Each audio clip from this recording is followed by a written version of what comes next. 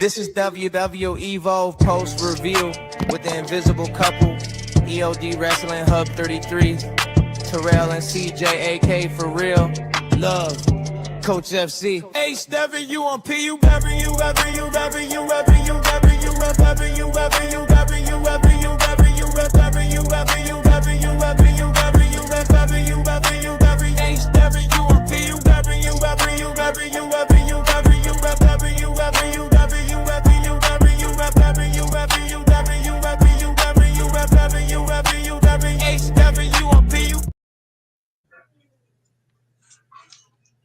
Yeah. Oh, ladies and gentlemen, thank you for that, ladies and gentlemen. Welcome to the Evolve Post Review Podcast, episode 38.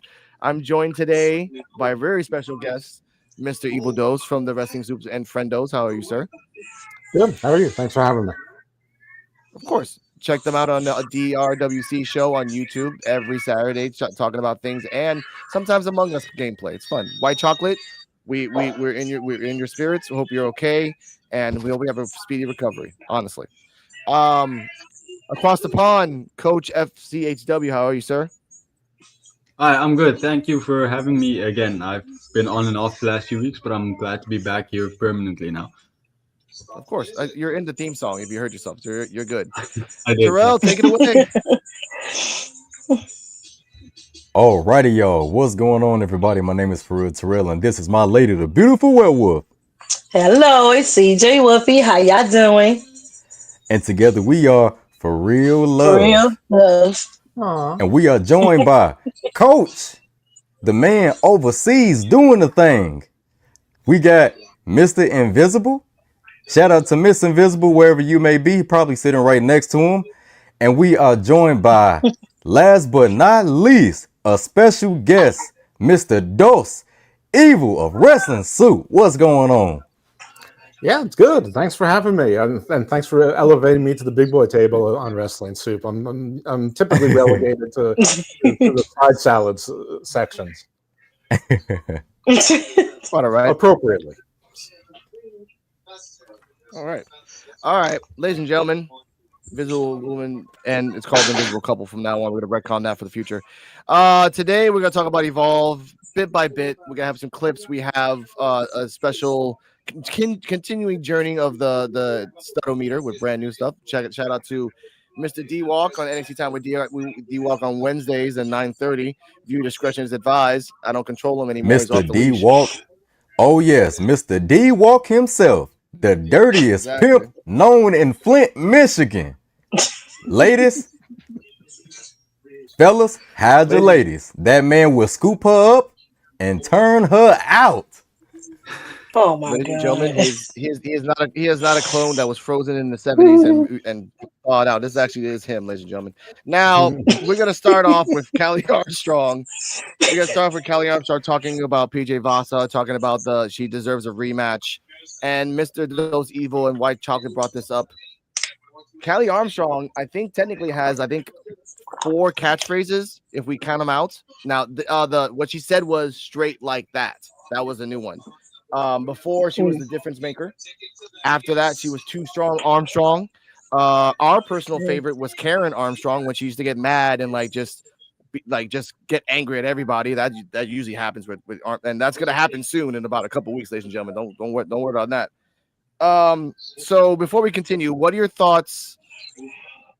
You know what, Terrell, what are your thoughts on this promo on PJ Vasa before the main event, which is PJ Vasa versus Terrell? I mean versus Callie. Okay. Does somebody have a TV on? I hear some audio in the background. Okay, a little bit on me. Mm-hmm. We're good. Hello. But yeah, we're I good. thought the promo between PJ Vasa, aka Baby V, was amazing. She can talk. For real. Her promos be pretty dope. Very believable. And I would like to see more. I think it's entertaining when she talks. Kelly Armstrong is, always dope on the mic. And yeah, I think it's gonna be a pretty good run with these two beefing to see who's going to take over the yard of Evolve. And we'll get to that in a second. But Dose Evil, what are your thoughts? Like just listening to it now, understanding that Callie Armstrong is a little bit different. She has gone from whiny to being overconfident to being humble to being defeated to now being determined to going after the belt and running it back for Kendall Gray Part 2. Well, she is from the city of champions, Inglewood, California, in case you didn't know. So, listen, I like Callie Armstrong. Episode 1, she came out and said, that woman has star power. That woman has aura. That woman has physical charisma. She got exponentially better quickly. She deserved that title shot. She deserved to carry the belt. And I'm all about it. And I like that she was willing to do business. Chocolate is much more critical about her and using repeat catchphrases and multiple catchphrases than I am. It's wrestling. They all do that. So, I mean, of course she's going to learn to do that at WWE wrestling school. I mean, that's what's work. We still buy shirts with the Rock and Stone Cold's catchphrases on it. And everyone knows if you say what you're going to do, half the room is going to know what to say. If you go, ooh, someone's going to go, yeah. I mean, unless, if they look like me, they're going to call 911. But other than that, yeah, I like Callie. Callie looks great. She's a pro. I'm concerned about things I shouldn't be concerned about, like what the hell are they going to do with all this talent? I mean, there's not enough room in the wrestling ecosphere for all these folks, to move up and to move on. I mean, there's a burgeoning women's division in Evolve by itself that is, in 6 months is going to be better than TNA's women's division. Yeah. Can I add to that? Yeah, go on, Coach. I feel like Evolve's women's division is already better than TNA's. I'm not gonna say talent-wise, but at least like people who stand out. Like you can note more people from Evolve than you can on TNA. Like Callie Armstrong, Kendall Gray, Wendy Chu, all of them are above who I see as the top woman on TNA. Like who do they have, excluding Kalani Jordan, because she's technically NXT as well. It's like Laying Lee, Zaya Brookside. I feel like Evolve's already over TNA. I picked TNA on purpose. So. Oh, okay. I get that. We'll talk about one particular character later that I think will tip the scales for the future, but we'll talk about her later. CJ Wolfie, your thoughts on this promo of PJ Vasa before the main event?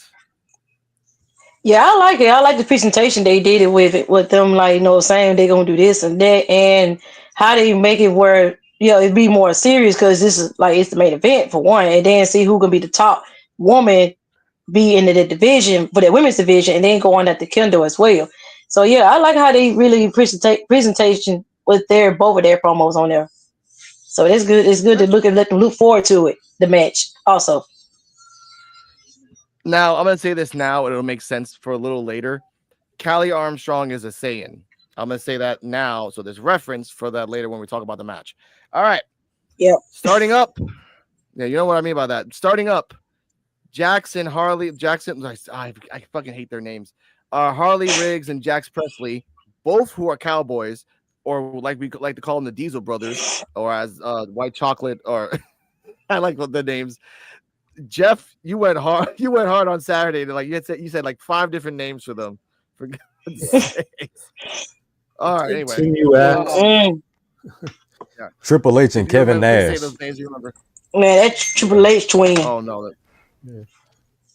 Triple H. Oh my God, the clones are clones. Triple H. Yep. They come out, and they're like, "Oh, we're gonna fight these pipsqueaks." Robert Stone at the same time we're saying, "Oh, these pipsqueaks, whoever these pipsqueaks are, they're gonna get destroyed." And the look on their faces when OTM came out was priceless. I love the acting skills of Harley Riggins. He's like, "Oh crap, I have to go to the bathroom and I can't take off these clothes." That's the face he had right there. I'm like, "Oh, well, you screwed there."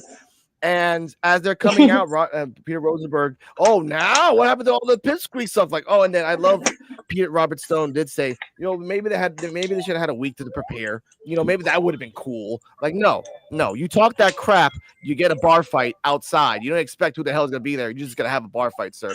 Match starts. And I wanted to say this when I saw this match. They're 4 big guys. This is a meaty man XXL Arby's match. Okay. So why is Harley and Jackson fighting like small? Like they're the ones fighting the small tag team, fighting like the big guys. Harley and Jackson were focusing on the legs. They were doing from the top turnbuckle to like nice little axe handles to the arm. The second time they did the axe handle, it was a miscommunication, and that's when Lucien came out and did his thing. And I want to give shout out to Peter Rosenberg and to Robert Stone. I didn't know any of the damn names for a long time. I called them out the parking lot because they just always would be doing promos in parking lots. But now Lucien is actually getting better. He didn't see that. He sure did not. And look at Riggins going right after his leg like they're on the football field. That's what you got to do. That's how you make a tackle. You go low. No, that's not how you. No, that's unnecessary. That's what these guys do. Okay, well, I'm just saying from a legal football standpoint, you don't want to. Peter, these guys don't play by the rules.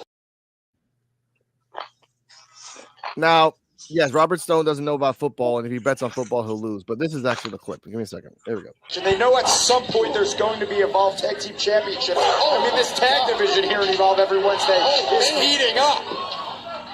I got to tell you, I'm amazed watching Lucien in person. Watch out! I mean, he's not throwing around little guys. No, he's not, but he has a certain... Doesn't Lucien have an interesting poise, like a calm to it? It's like everything's moving in slow motion for him. It's a calm, collective, and cool, but also it's a little scary. Yeah, it is. I don't know. Everything is so thoughtful. Every move.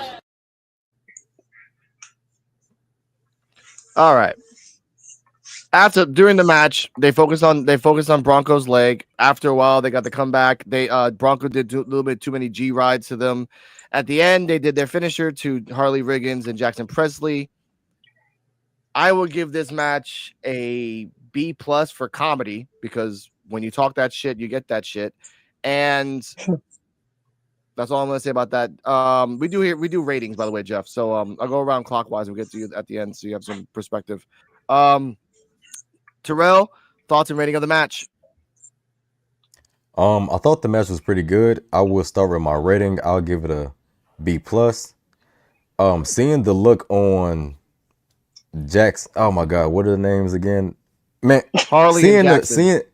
Harley and Jackson. Seeing the look on Harley and Jackson, aka Triple H and Kevin Nash's son face, was pretty hilarious when OTM came out. Yes. Yeah, it was pretty hilarious when Out the Mud came out. Lucien, to me, has always been pretty like precise at certain moves that he do. And then Bronco just always been like the kind of like the aggressive force of Out the Mud. So it was pretty cool seeing the match. But other than that, yeah, they came up with the victory. Commentary always hilarious, and yeah, I finish off with a B+. All right, CJ Wolfie. Yeah, I'd say it's a B+ as well. It was a solid match between the two. And yeah, seeing them on it again, I kind of hope that we see more in the future for them to put as a tag. And when they able to get these tag belts, they get on the run for that too. But yeah, Jackson, Harley, that's his name, Harley. Yeah, Jackson and Harley. Yeah, Harley Reid. Yeah, they got something going on too. But yeah, they got a long way, but they got something going too. They did pretty good too. So yeah, I'll get a batch of B+. Okay, Coach. I'm going to give the match a B. I think it was fun. I do think this was a very necessary loss for Necessary Roughness, because previously they just beat all the smaller guys. They haven't gone against anyone like a really big team like OTM. And I think I said this in my video, when it comes to Adrenaline Drip, in a rematch, they can just beat Adrenaline Drip easily. In a rematch with OTM, it's actually going to be a fight. So they actually have to get new dirty tactics, get new dirty heel stuff to try and start winning against them. So I feel like it's going to be interesting to see how they come back, especially with what happened at the end of the show. But yeah, I think the match is a B. It was pretty solid. I just like what it entailed for Necessary Roughness. Okay. Dose Evil, aka Jeff, your thoughts and rating of the match, if you want to. I do want to, and I think I get the theme here. I'm going to give it an A because I grade Evolve on a curve because it's single A. So I'm going to give it an A. Preparation H and Riggs from Lethal Weapon. I think the story was simple. They're normally the bullies. They're the bullies of but when the bullies see someone that's bigger than them, then they wrestle like chicken shit heels. And so I thought it was a very simple story. I think the facials were great. I love what Lucian is doing, and somehow he keeps his face cold. This is new. This is something he's been working on. He didn't look like the stone cold killer, but I mean, he looks like he looks. He's a big, scary guy, but the expression on his face, it changed it voluntarily, like a normal person does. But now he's cold. He's like Brother Muzone from The Wire. Like his facial expression doesn't change, and he's unhappy. And Primo is sort of the wild. But so I thought this was great. I love seeing Out of the Mud. Obviously these were their they're getting back warm-up matches before they showed up on NXT again, and I see big things for them. I love tag team wrestling. WWE does not respect tag team wrestling, so I love that they're actually paying attention to some teams, big teams. Nobody gives a shit about DIY. No one cares about the Motor City Machine Guns in WWE. I mean, they're fun, but they're little people. So I love the future here. I can tolerate Hank and Tank. I like High Rise if they continue to exist. So this is fun. I am not sure about Team UX. They got something that when they wrestle smart and fun. They just look like shit. I mean, they need to get matching gear or something. They need to get in the gym. They need to take creatine for a year. They need to get in that Mark McGuire, Sammy Sosa plan. I don't know what it is. They just look like shit, but they know how to work. And I guess that's more important. I mean, but how many Brooke Jensen's? All right, so here's my stupid little joke, which is not really a stupid little joke. Maybe it is. But you put these two guys with Lexus King and some other guy with long hair, and if they pretended they're like an 80s glam band like Rat or Poison or Halloween or something, that's the only thing that can work for me, because all these guys just look like they're stuck in the 80s. I was going to say Brooks Jensen, but the guy's such a zero. He can be the bassist. Anyway, A- for me. I liked what I saw. I like most of this whole show, by the way. How dare you disrespect the man from Alabama, Bama? I've been to Alabama. That was a response right there. All right, moving on. At the end of the match, Thatcher came out and clapped and just made fun of him. We'll talk about Thatcher later. Next up, we're gonna combine a little thoughts between two video packages. We have the first video package with PJ Vasa and the second one with Zena Sterling. First one, PJ Vasa talks about that she's the issue, that she's coming in, she's the most dominating force in Evolve. And I love that you brought this up, Jeff. You've only had maybe one match. This will be your second match. You came out of nowhere and jumped Kendall. First off, you jumped Carly Bright. That's not really intimidating. Anyone could jump Carly Bright. Freaking Zintala did that. All right, let's just be real on that. Okay, that's not really menacing. And Kendall was like, "I got you," but either way. And we found out. Thank you for this. For the DRWC show, the symbol that she does with her hands is actually the Samoan symbol, of Samoa. And then she used. And I remember that she used to do the up and down thing. I used to get me. It reminded me of Tate Wilder's. I was like, stop combining those two. But now she does that, so that's pretty cool. Next to the next one, we see Zena Sterling. She talks about that she is technically, which is kind of weird to say this, the youngest member of the roster on WWE right now. Youngest. Thea Hale was the youngest. Now she is the youngest. And she's done 24 hours on an escalator without stopping. She's never had any training. She has the perfect bubbly attitude, like Alexa Bliss in NXT voice. And then she switched to her Ukrainian accent, and oh my god, that was scary. And then it was scary. So let's go counterclockwise. Jeff, what are your thoughts on the PJ Vasa promo and the Zena Sterling promo? That again, cute and bubbly on the outside, but when she talks that Ukrainian accent, she's about to beat the crap out of people. Yeah, PJ's got it. PJ, whatever it is, PJ has it. So, what's more to say about that? And Evolve, it's short form stories. It's sort of like MLW, NWA. You crash, you come in, you make an impact, and that's story in and of itself. That's enough.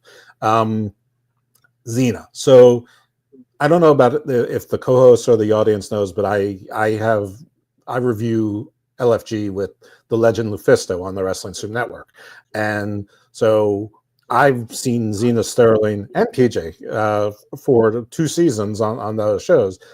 Xena came out like, what a surprise. She was calling herself the Oxymoron, and it all made sense. And it looked like just like the sky was the limit for her. And her coach, Bubba, agreed. And they started going on tour, and she was on his podcast, and she's probably making money hand over foot. And she just didn't get any better, and she started to get worse, and she plateaued.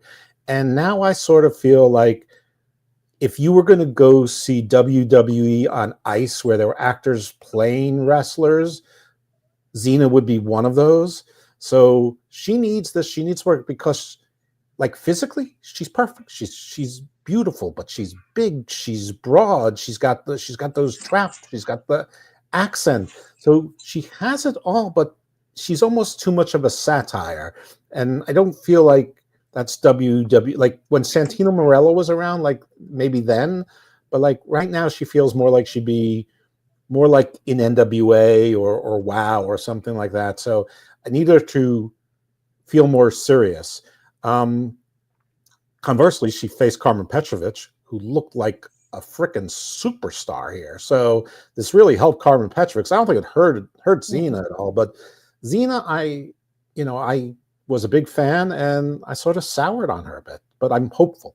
I didn't know she was that young. I mean, I feel like Thea Hale is younger. I feel like Brad Baylor is like still in college. I mean, not that I really care about these people's ages necessarily, but I don't know. I feel like she was like in some technicality, like when Tony Khan said the Collision beat SmackDown in the demo in 1 quarter and said I think that maybe she was playing one of those games of like she's the youngest signed to NXT, probably directly from LFG or some technicality that she thread a needle there. I'm not sure. Anyway, I've said enough.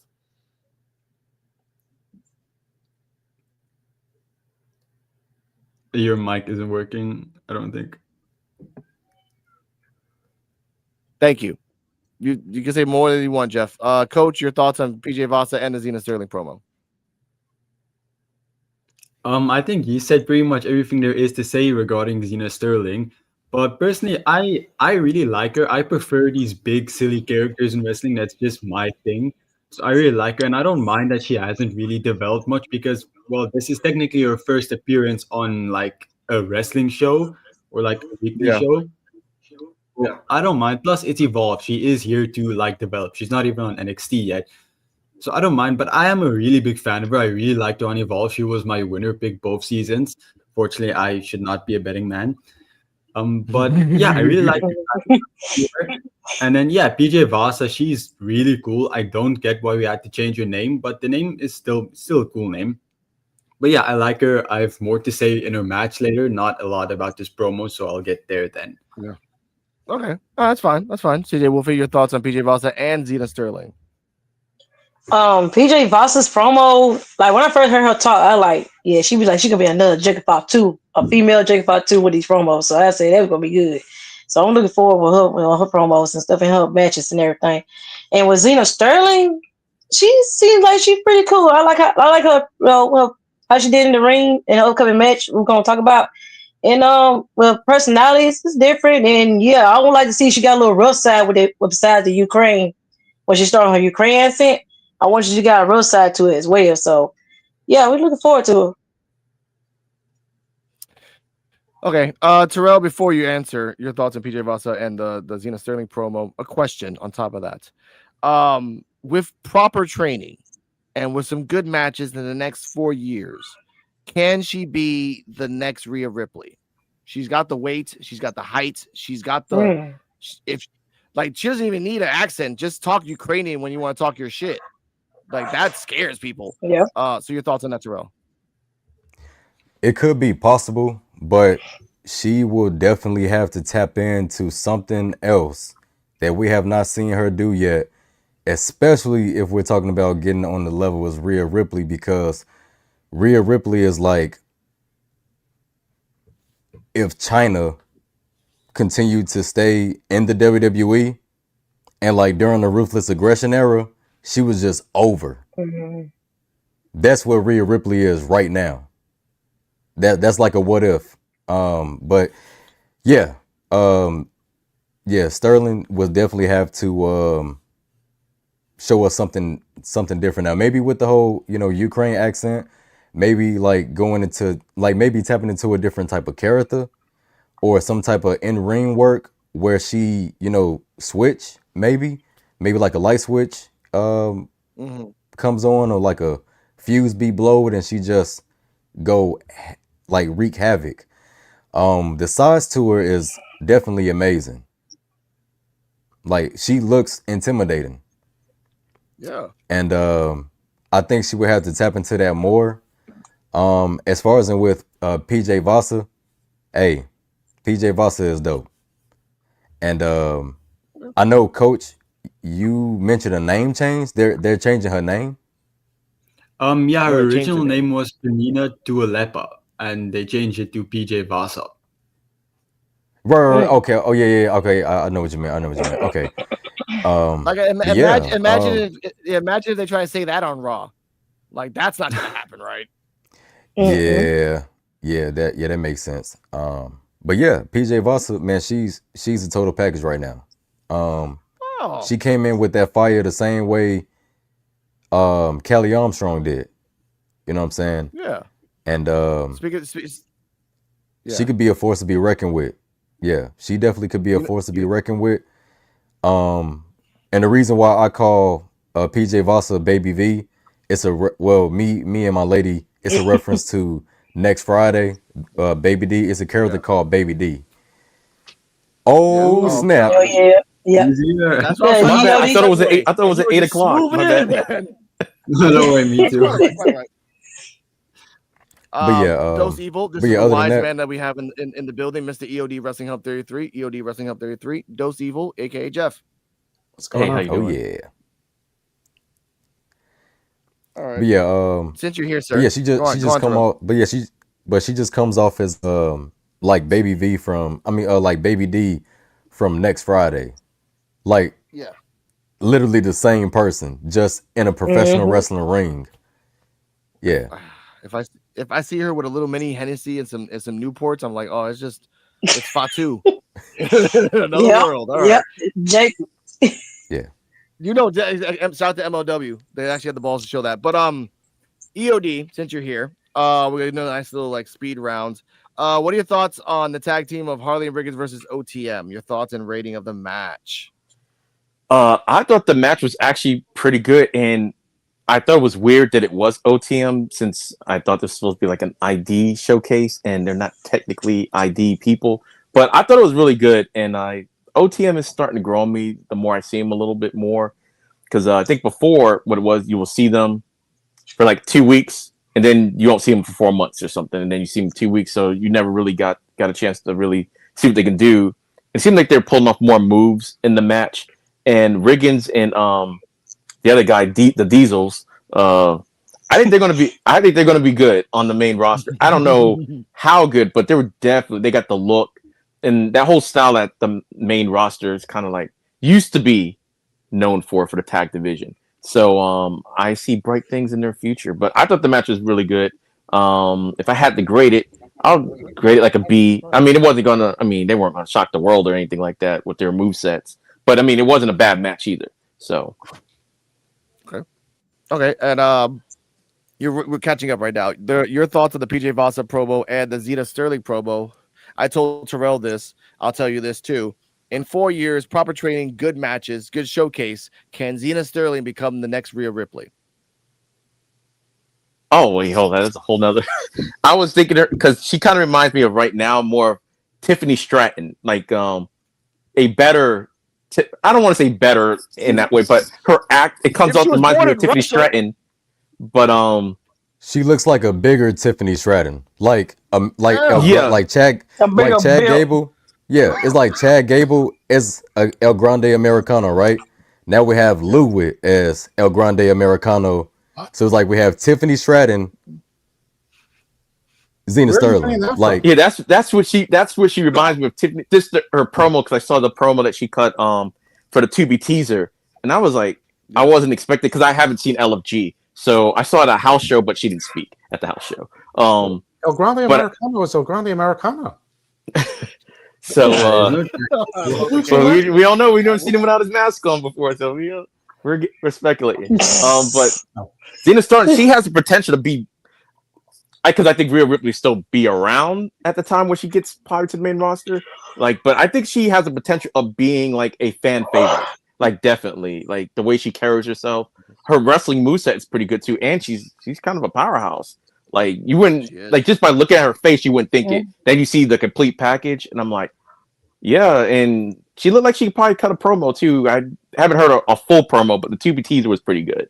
So yeah, I think she could be really good on the main roster if she could get there. That's the other thing. If she could get there, like good matches, like a last woman standing match, NXT Underground match. Like if you've done the 24 hours on an escalator without stopping, that means you have the Sami Zayn endurance curse.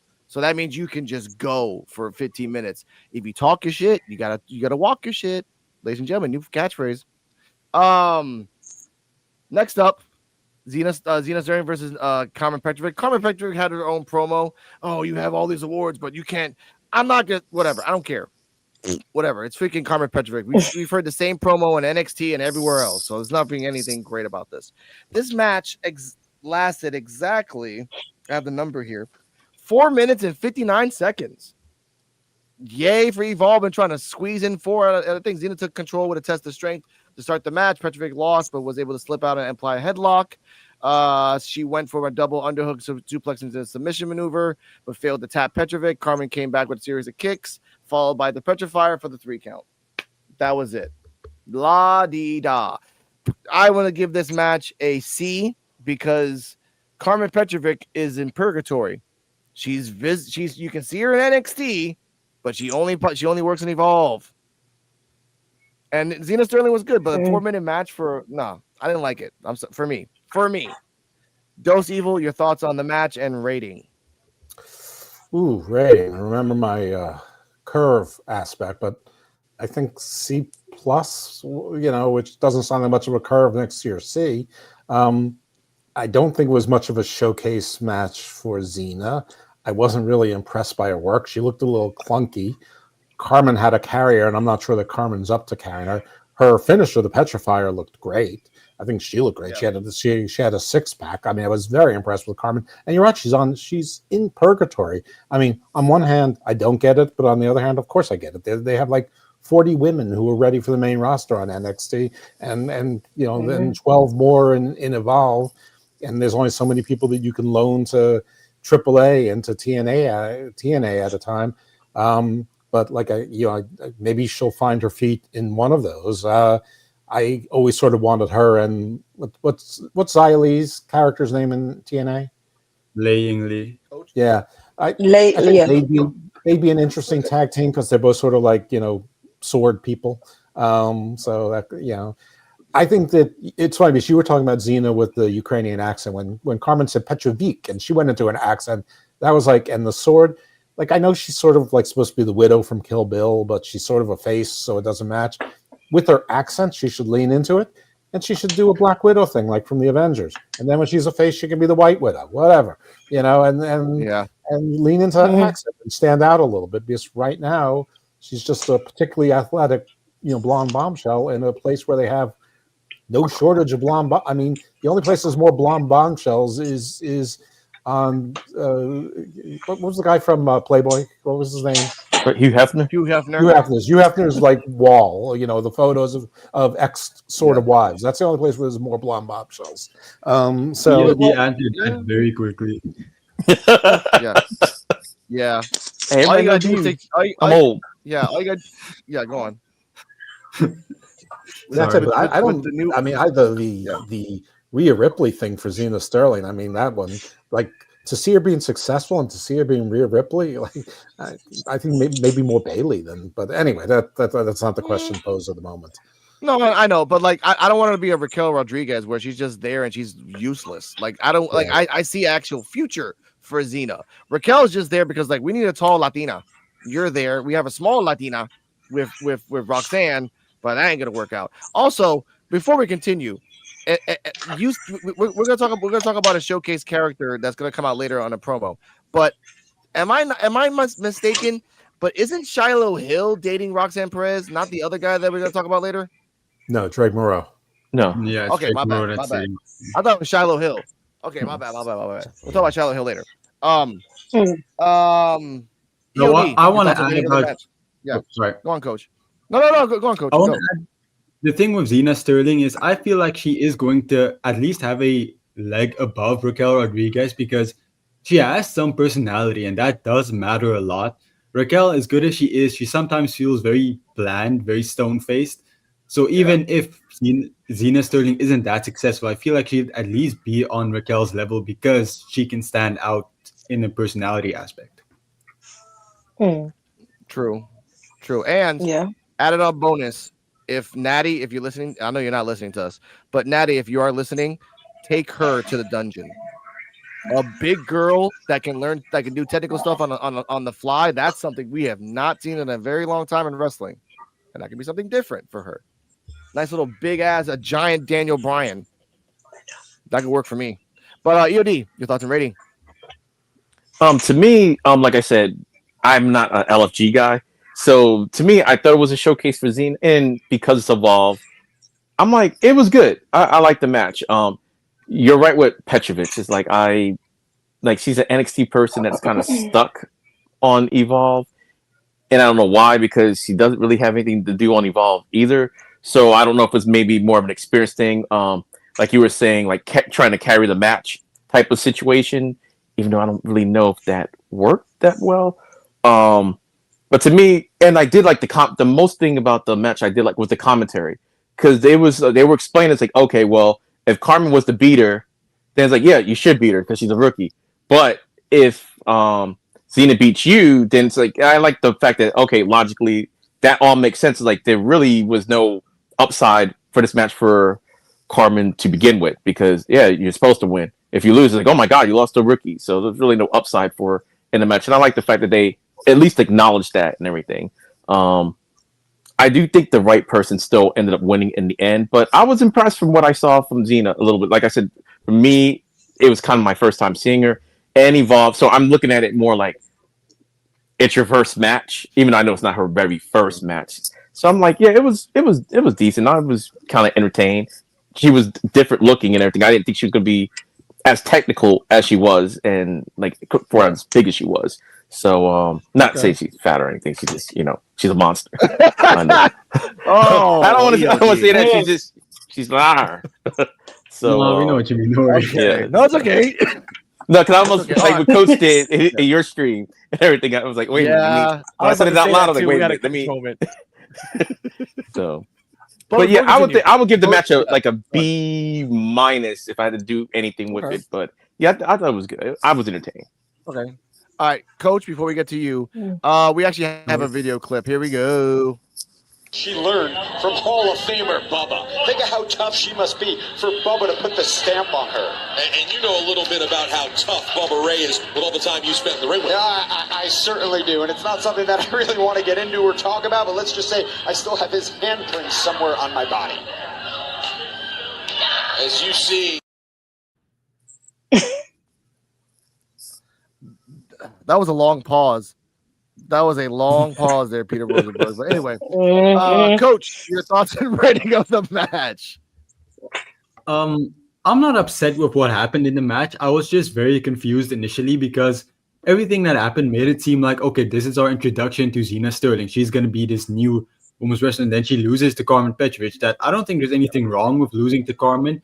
It was just very confusing because they gave her a promo package. They build her up so much, and then she lost. Now, I feel like she's going to be fine. I feel like it makes kind of sense for her storyline because she's like, everybody assumes she's an idiot, so her losing and now having to prove she's not could kind of be interesting. But then for Carmen Petrovic, yeah, like everybody said, she's kind of in purgatory. I really wanted her to join the RenQCC. I felt like that would have been a fun thing to do. But then I also feel like if you don't have anything to do with Carmen Petrovic, just send her to the main roster and throw her into the fire. I mean, a place like SmackDown needs new women. Just throw in. If she doesn't succeed on the main roster, then you can release her. But there's no reason to, like, if she's not doing anything on NXT, just throw in the deep end, see if anything happens. If nothing happens, you don't lose anything. But yeah, for this match, I'm going to give it a... Yeah. Go on. Oh, you can say something? No, go on. I was going to say, like, if she goes to the main roster and does the sword thing, you know they're going to start selling swords. Like, she'll be a hit in, like, 2 months just because everyone's buying swords. Yeah, then just do that, because she's not doing anything on Evolve or NXT. She's just there. She can do something on the main roster, even if it's just be a warm body, then that's something for her. But for this match, I feel like it was good. I want to see more of her, so hopefully this victory leads to like bigger stuff on Evolve for her. Otherwise, I don't want to see her be like OTM and just appear, win or lose every now and again and disappear. So I'm hoping this leads to something more to her. And then for Zena Sterling, yeah, I think it was okay. She doesn't lose anything, so a B- match. Okay, that's fine. That's fine with me. CJ Wolfie, your thoughts and rating of the match? Yeah, I liked it. It was okay. It was pretty decent. I give it a B minus also. And Xena, she was kind of a little here and there on this match though. But this is my first time seeing her. That's her appearance and in the ring. She was okay. I hope she can show more in later in future. But Carmen, yeah, Carmen might need. She most likely, like what Coach said, she more likely need to move to the main roster or something because she's just staggering around NXT and involved, which she should have been on the main roster already. Like, yeah, just trying to see if she can prove herself, go up there. But yeah, they need to do something, find stuff for her instead of being just laying around Evolve or something. Yeah, she needs something more. Yeah, I'll give you that. Terrell, before you give me your thoughts and rating, this is something that I found out from Fightful Wrestling. I listen to the NXT podcast when I'm doing some work. When you go down to Evolve, you get a pay cut in wrestling.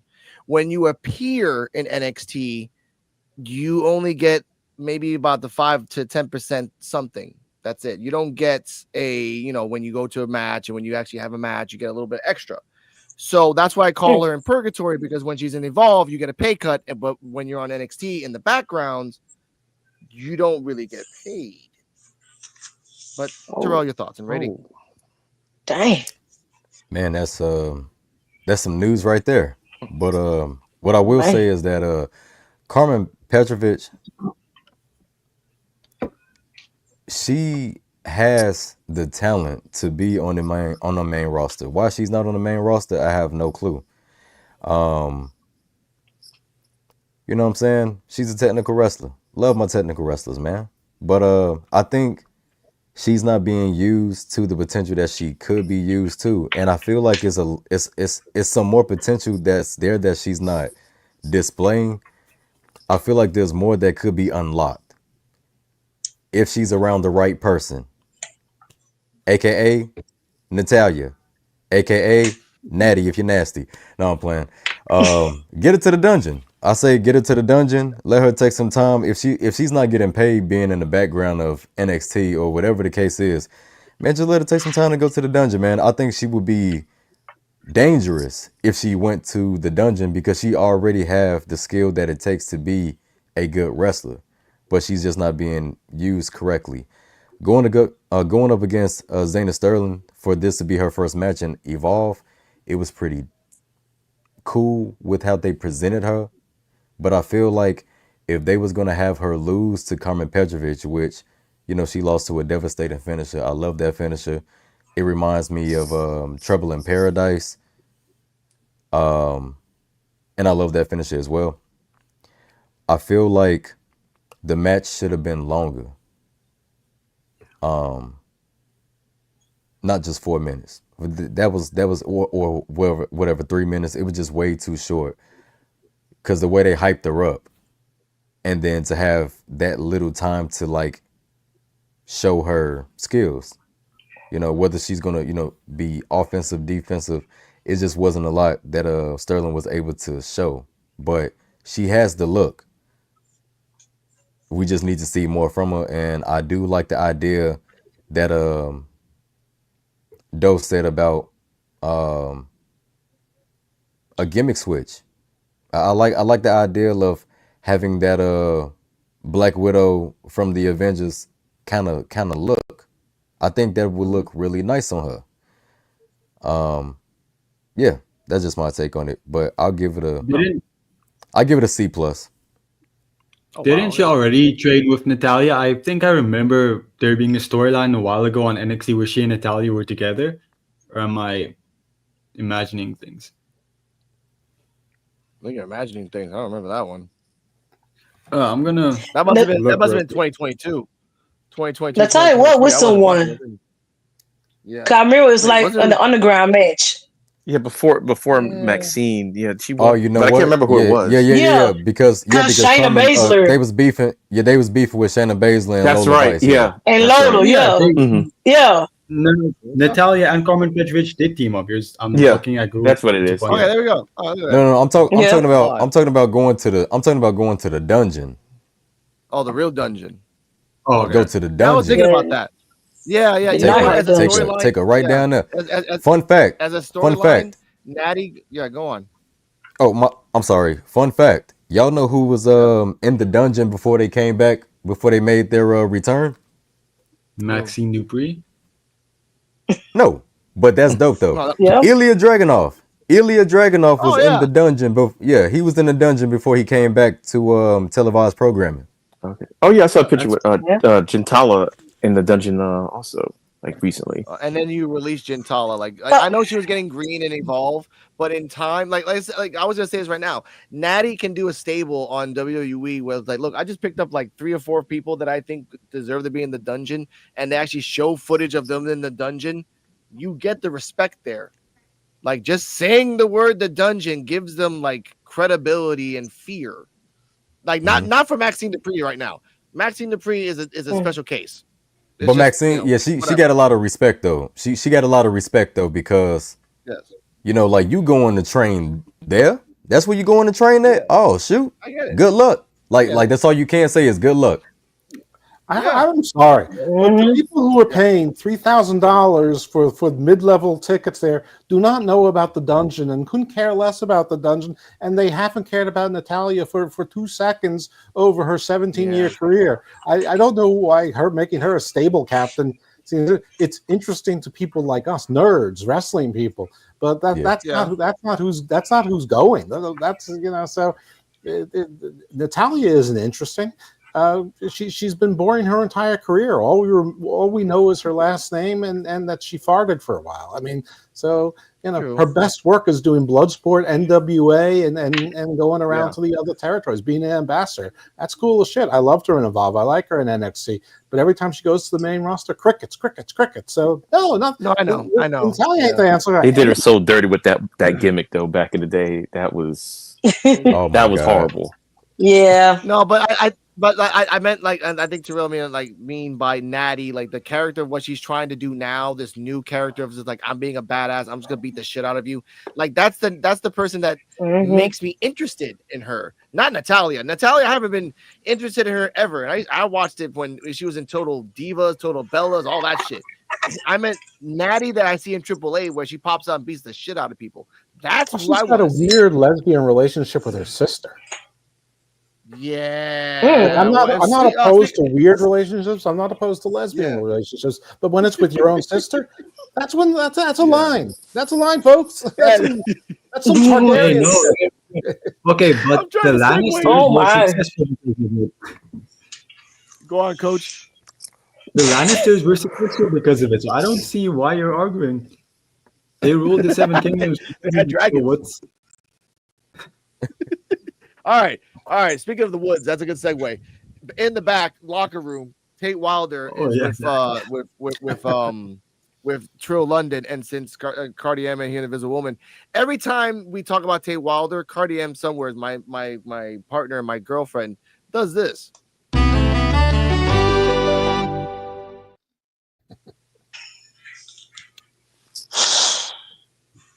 So he's in the back with Trill London. He's saying, look, I'm going on a streak. I think, in this tag team, I think I should have a shot at going against the title. Trill London not really understanding wrestling, like, yeah, if you beat this tag team, I think you have a shot. No, sir. If you win a tag team match, that's a tag team win. That's not a singles win. No one really understands that in Evolve. That's why he wears the cowboy hat. Now, as they're talking, someone in the background creeps up from behind, and we have a button for this, Mr. Jeff, and it's called the Sean Legacy is a child button. Hey, hey, hey, hey, hey, hey, hey. That's about right. Now, we have a comment here before I continue. I love PJ Voss and Zena Sterling. I can see this virally going to the main roster. Natalia Lame. All right, respectfully, I respect that. Now, visibly upset, Mr. Cowboy, not Mr. Cowboy, Mr. Sean, Super Sean Sean Legacy is saying, hey, why didn't you pick me to be the tag team partner? Like, no, I wanted to give Trill London a spot. He's my boy from LFG. And he's like, okay, I'll be in the VIP section. I'll check it out. He leaves. Now, before we continue, I'm gonna go clockwise this time. Terrell, is this the start? And Mr. Dose Evil and White Chocolate, we love you, sir. Hope you're safe and well. Platonically, sir. I have a girlfriend. Terrell, what are your thoughts on Mr. I gotta put that out there for purposes.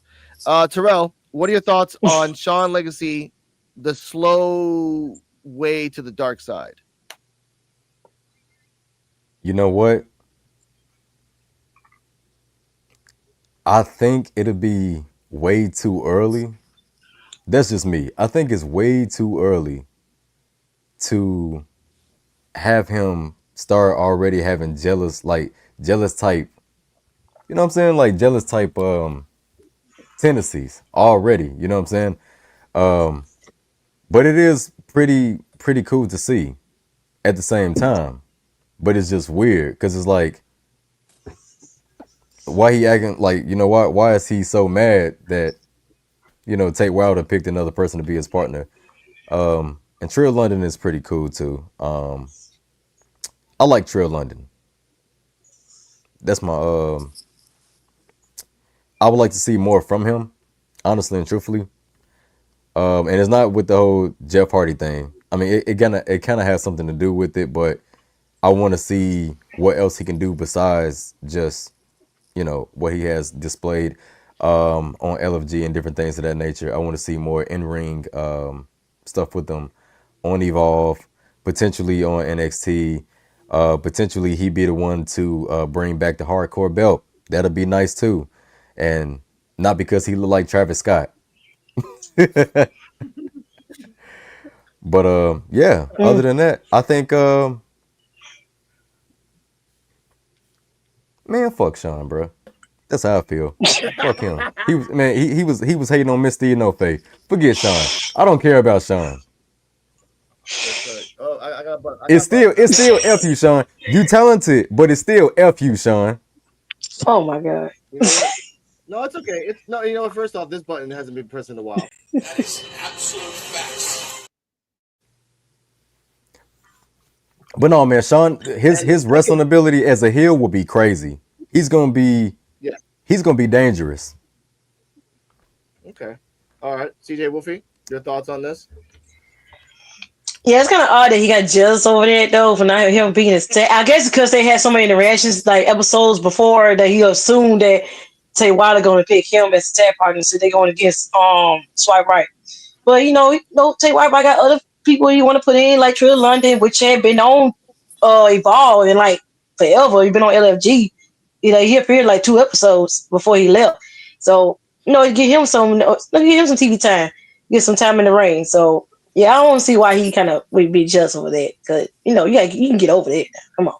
Yeah, like Terrell said, it's too early for him to turn heel because he already got this sense of like how his personality is. It's like another John Cena, up and coming John Cena, very heroic, very positive and stuff like that. And it's too early. Okay, I'll give you that. By the way, before we get to coach. The two times they popped out was a defeat against Harlem and a defeat against Keanu. Back in the days when we used to press this. Back in the day, we used to press this button. I want to know what's in this backpack.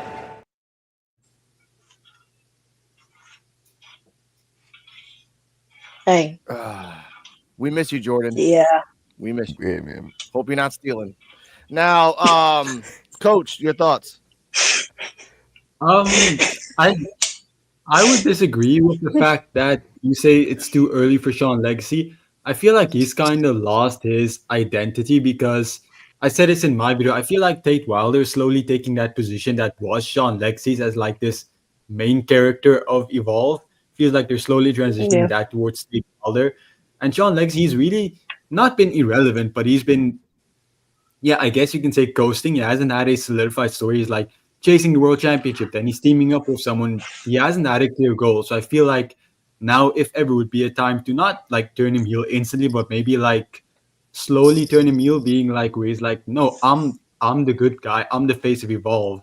I should be getting all this opportunity. And then he feels like he's a baby face, but he's actually slowly being healed. But yeah, I did like this. I feel Yeah. like the guy that said Trill London is just a black Jeff Hardy. I don't think that matters all that much because not everybody, people who try to be Jeff Hardy don't always succeed. So he's either gonna fail or he's gonna succeed. A lot of people have tried to be Jeff Hardy and it just hasn't worked out. And I feel like Trill London, you can see a bit of it there. I feel like out of everyone recently who has tried to be Jeff Hardy, I can see him succeeding the most. Plus, it's just cool to have another Jeff Hardy. So I don't really have a issue with someone trying to be it and if they succeed.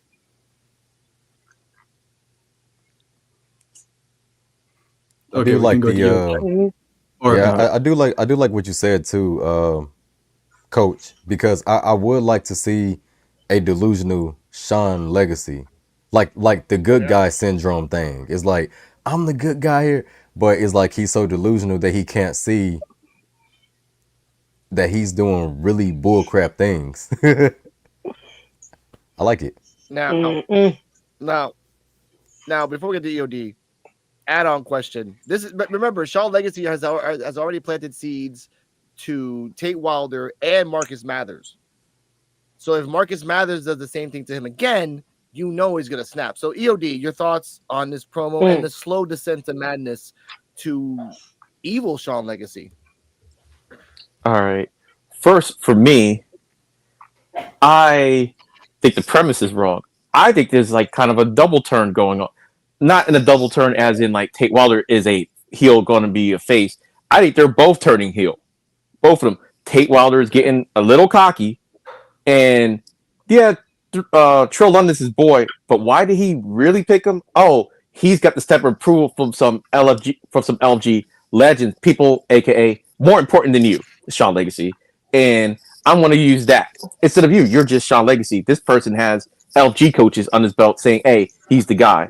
So I'm thinking, and the move said Tate is getting a little cocky. Sean, as we all keep saying, he's probably like the closest thing to like the John Cena vibe.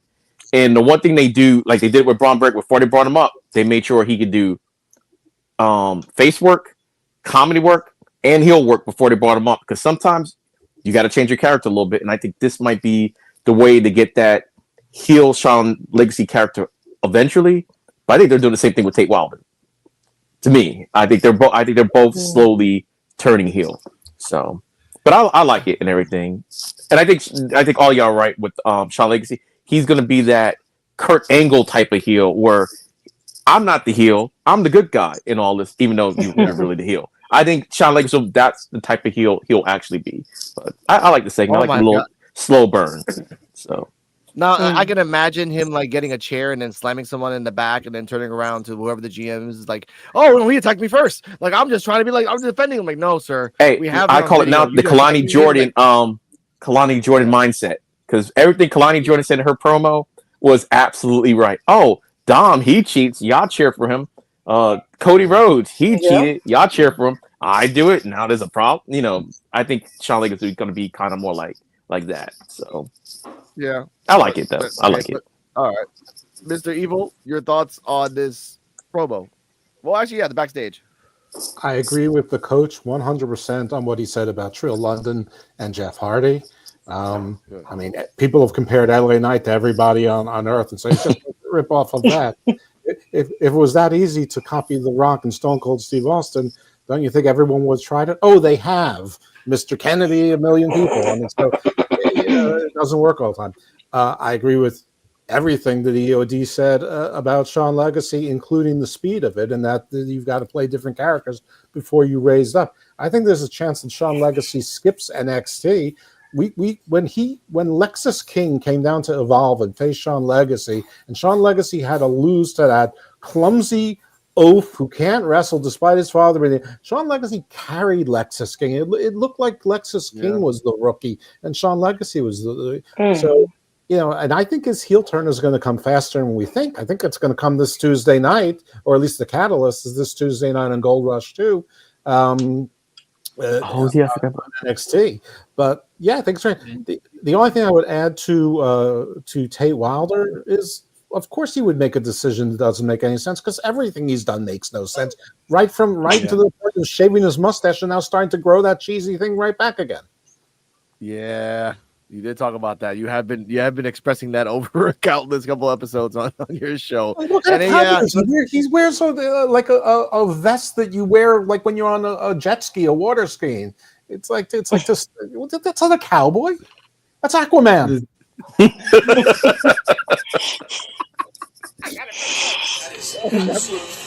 Oh my god. Oh. You know what I think about when I see that vest? I think about D'Lo Brown, like what is it? Like what's in the vest? Like a metal plate? I mean, I know it's a bull riding vest, but like, what's the purpose of wearing it? Like, are you gonna use it one day? I'm just gonna say, he looks like he's 25 and still can't. I like him wearing the vest because nobody else wears it, and the fact that we can make fun of it at least makes him stand out. I feel like it's at least something, even if we make fun of it. It's at least it stands out. I mean, it's better than like nothing. Yeah, like one day he needs to like incorporate that in the story. Like it's a loaded vest. Like the whole time it's a loaded vest. Like when he turns heel, he just uses it. It just take that. He does the coffin drop. Right. Used to do wearing the vest. Coffin drop. Yeah, that's why he kept doing the coffin drop. Yeah. Yeah, we'll talk about the coffin drop. I call that the cowboy coffin. But after that, we have Lady Reed slapping Evolve Women's Champion. Yep. Before I move on, I just want to say, I don't think they're gonna, because he said it earlier, I don't think they're gonna have Sean Legacy skip Evolve.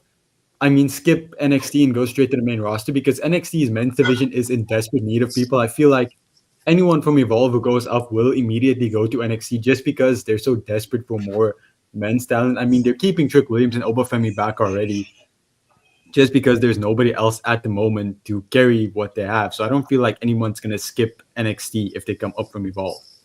But that's the thing. They need to invest in people. I said it for the longest. Dang, I can't think of his name at the moment. See, now that's bad. That's bad on me. I was just going to give an example. Crap. Of who? Who's the person? Describe him. Oh, yeah, Josh Briggs. Josh Briggs could easily be in the main card right now of NXT. That man is free. Boy, what? Man, Josh Briggs is a beast. They're just not using him right. Corbin is Josh Briggs. Man, I was gonna say he could easily be this generation's JBL, John Layfield, if they use him right. I would see Mike Cunningham in about 5 years, like about 40 more pounds and just being a little slur with his words. He could be the next JBL.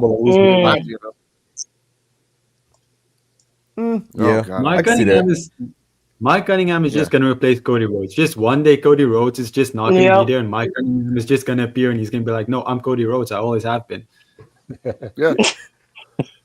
Body soul technology. Well. All right.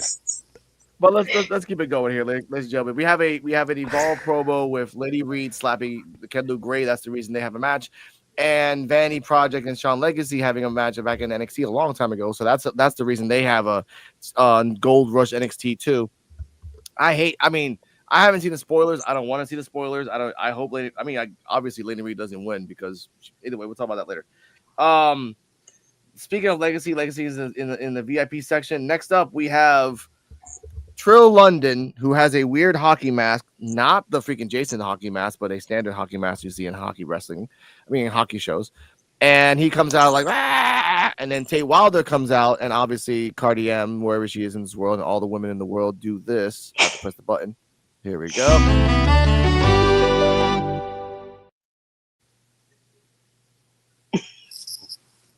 It's Matthew McConaughey right there, man. I know. Tate Wilder. Swipe right. Yes, against Swipe Right with Jackson Drake. Really happy. Now, ladies and gentlemen, and Mr. Dos Evil, we kind of like focus on Jackson Drake because when he talks in the background, he's very happy. He's very happy when they win. The second somebody loses, you got to listen to what he says because he puts all blame on everybody and everything except himself. Obviously, he did nothing in this match. But before we get to the match, ladies and gentlemen, when you're tanned and jacked and ready to attack, or you're weak and frail and ready to fail, it's time for the Studometer Classic Edition and Journey. If you're not tanned and jacked and ready to attack, or if you are weak and pale and ready to fail, then this is not the place for you, cause it's time for the Studometer with its go.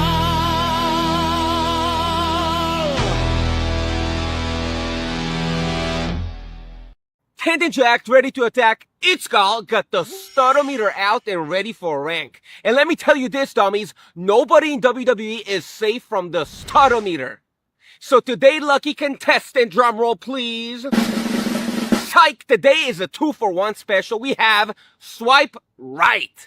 Oh boy, I actually like these guys, but the Studometer is not about the feelings, it's about the facts. So let's evaluate. Alright, the tan is looking bronze, check. The show shine, pretty ferocious, check. Now the haircuts. Nope. Smokes out here looks like he has a pile of broccoli on his head. And Baylor, my man, that haircut is not surviving past 25.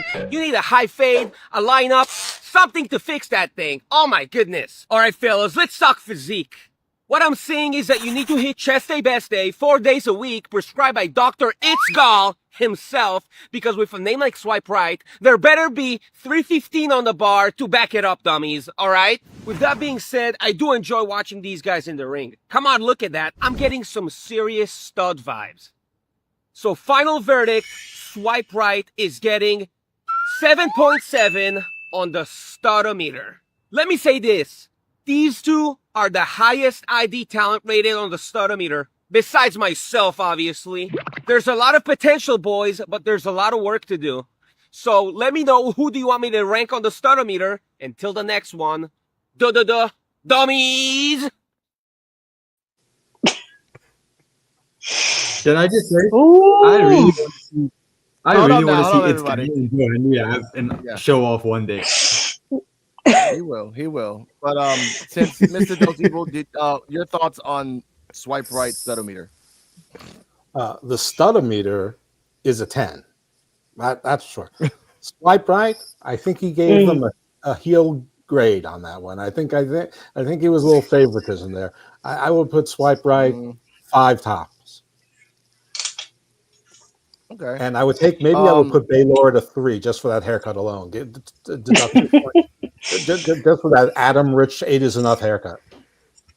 Yeah. Now we thought he was biased. He also, if obviously if you can come back to the next episode, we bring back Adrenaline Drip. They made fun of Cappuccino Jones's hair and the cartwheel, and they gave him like I think a 6.8 as well. Like that haircut. He critiqued the hair. He critiqued the hair, but he's like, dude, his abs are on point. Jack and Cartwheel's abs are on point, but why the hell do you cartwheel? It doesn't make no damn sense. And Cappuccino, you've been drinking that sugary substance all the time, and then your hair looks like the guy from Lilo and Stitch. So I was like, that's messed up. First off, but yeah, that's what I mean by that. Like we thought he was biased, but after all, like again, that was an empty screen that you saw, Mr. Jeff. He actually he gave freaking Shawn Legacy a 4.5 as well. He gave him a crappy one. 4.5. Well, damn. Okay, I guess that was equal. But oh my God, here we go, Mr. EOD, classic. Remember, what are your thoughts on this? He didn't have to do my boy Zach Morris, aka Brad Baylor, like that with that haircut. But that wasn't any better. But as always, the studometer was good and everything. And I agree with I agree with you. Like he was a little bit biased on this one and everything. I didn't think they would rank as compared to the people that he has ranked on the show. That's kind of a high score, and I don't know. I mean, it's better than what I would have got on it, but I'm just saying. I think the score should have been like a little bit lower compared to what some of these other guys got. Like Sean Legacy, that was completely biased for Sean Legacy. Like, but at least it wasn't Rosenberg. He didn't give him Rosenberg. 1.5. 1.5. Remember that. Gabe Rosenberg at 1.5. Mr. Coach, I think you were here during the swipe right one. So what are your thoughts on this? What was Jackson Drake's rating again? Like, did he get higher or lower than? I think he got higher. He got higher. Yeah, like a 9.2, 9.3. Okay, good. Because I'm not gonna say. I like this. I feel like the stutter meter is always good. I don't understand why the ones on Evolve isn't as good as the ones he makes himself. And like I said, I really want to see It's Gal and Joe Henry have like a face off with their videos. That would be incredibly funny, I think. Because like Joe Henry also does these weird stuff, like his entrance songs when he mocks the wrestlers. But yeah, I feel like It's Gal, he has a lot of potential. They should just utilize him more. Because like ever since that tag team stuff didn't work out, he's kind of been floating too. And they're not very consistent with doing something with him. But I want to see more of him. I feel like he could be a really solid main event level player if they just utilize him in that way. Okay. Before we get to CJ, It's Gal's weakness is you calling his stuff AI. Like he likes it when you call it AI and stuff, but Joe Henry could just make a straight up AI video of him just like making fun of him. Like he makes fun of himself with the creatine powder. That's just wrong by It's Gal. But either way, CJ Wolfie, your thoughts on this? Lord, it was hilarious as always. I liked it. And they had do Ricky like that, Ricky Smoke's head like that with that broccoli. But the rate, he'll probably been biased. But yeah, they would have got a little lower than that. I'll say like 6 or 5 maybe. But yeah, it was good. It was good as always though. It's Gal still to be always been good. Okay, I'll give you that. Terrell, your thoughts? Yeah, that was too much of a high rating for Swipe Right. I would definitely say maybe a 5, 5.5 at most would have been fair. But yeah, man, that haircut for Brad was crazy. It gives with the haircuts, it gets me every time. And then Ricky Smokes, that was just crazy. He's not wrong. He's not wrong. I mean, obviously, and to bring up classics, Thatcher, he got a 6. I think Tommy Dynamite, he got a 5.5. His partner got a 4.7.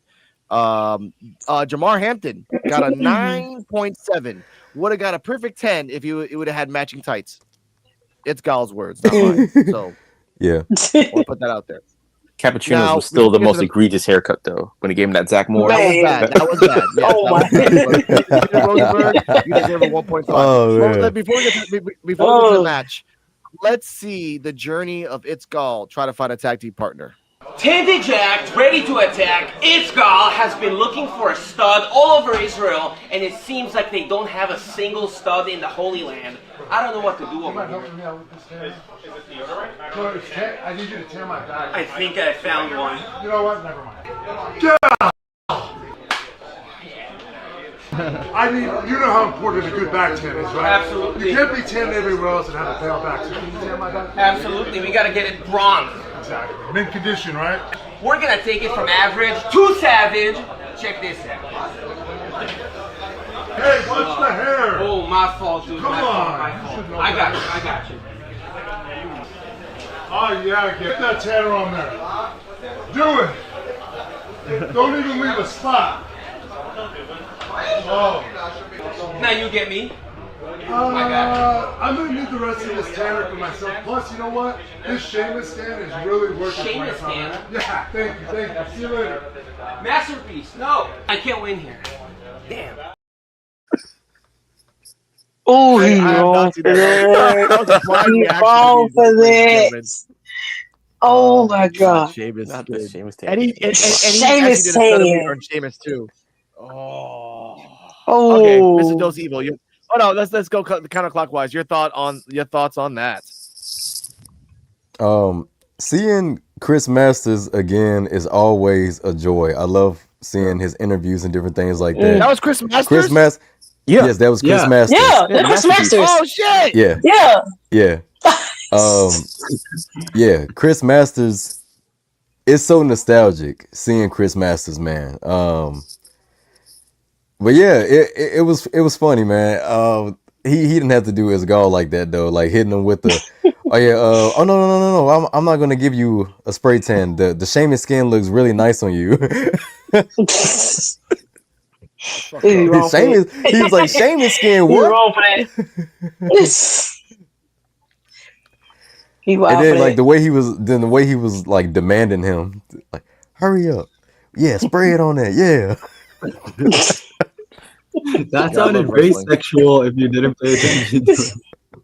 Yeah, it was. That's why I didn't want to unmute myself. I'm like, I can't say anything about this. Let's let this ride.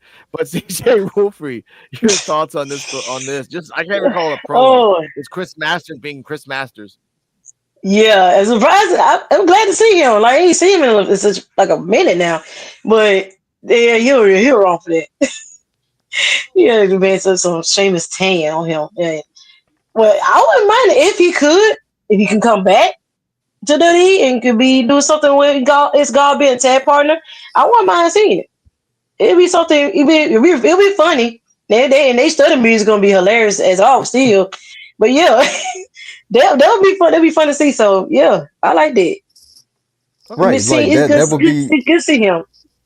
exactly like that would be his dream. Like you have, this guy that's already full of himself in a tag team with a Greek bodybuilder. Yeah. Dude, he would freaking lose his mind every time. If you can't get Jamar, you can get Masters. It's something like that. That's a good. I mean, that's a good upgrade. I'll give you that. Coach, your thoughts? Mm-hmm. I don't have the same nostalgia as you guys for Chris Masters. That was before my time. But yeah, I have watched his videos. It was fun to see him. Yeah, it's Gal. What even is his accent? Like, is it American or like he Israeli. speaks in such a weird It's way? Yiddish. It's Yiddish. Israeli. Oh, okay. Mm-hmm. Oh, is he from there? Yeah. Okay. Yes, That's he actually went back to his motherland, the Holy Land. I couldn't show that clip because it had a lot of music in the background. And so Chris I'm like, all right, Masters is also Jewish, which is how they know each other. there Oh, you go. I didn't know any of that. Okay, that's cool. Yeah, a tag team even more. A tag team between them, I think, would be really cool. I doubt they bring him back for Evolve. I feel like he can probably do a lot more, but I think it would be really cool to see a tag team between the two of them. I respect that. EOD.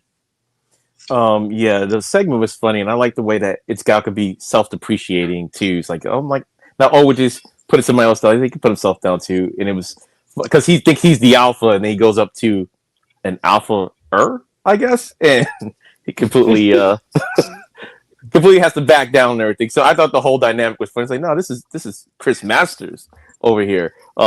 You're compared to Chris Masters, you're nobody. And I like that dynamic. He's like, yeah, I'm the big guy on campus. No, you're not. You're just a transfer student over here. And it was funny. The whole segment was good because I didn't know where this was going when I saw it the first time. And I'm like, okay, yeah, that was a good segment. So I like it. It's always good. Keep the IP. Jeff, with that, get the IP. We always say this, Jeff. Felt a little personal. I felt a little attacked with the Sheamus tan comment. But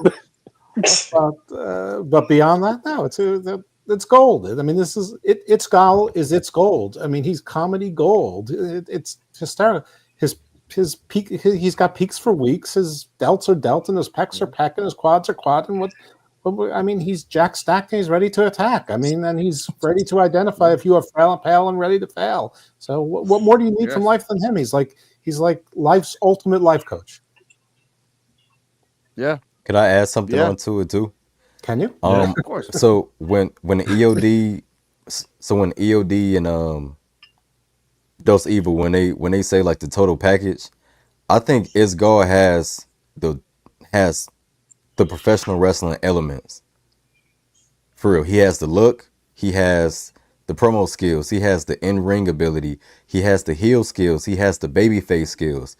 I really think he could possibly be main roster ready if they wanted to take him that route. NXT comedies, maybe like 6 months.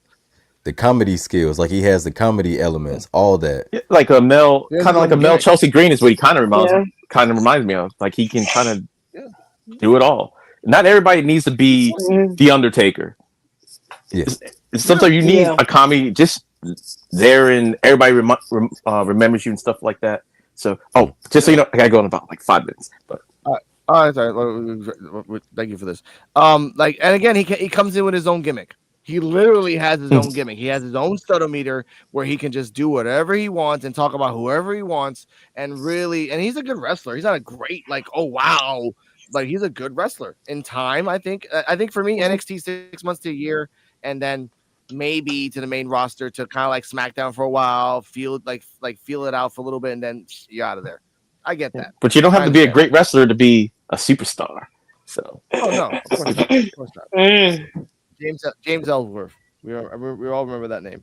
Now next up, that's right. Next up, Swipe Right with the Cowboy and Trill London. Now Trill, I'm going to speed this up. Trill London did a stuff to the outside. First off, Trill London, as people say, he's the Jeff Hardy clone.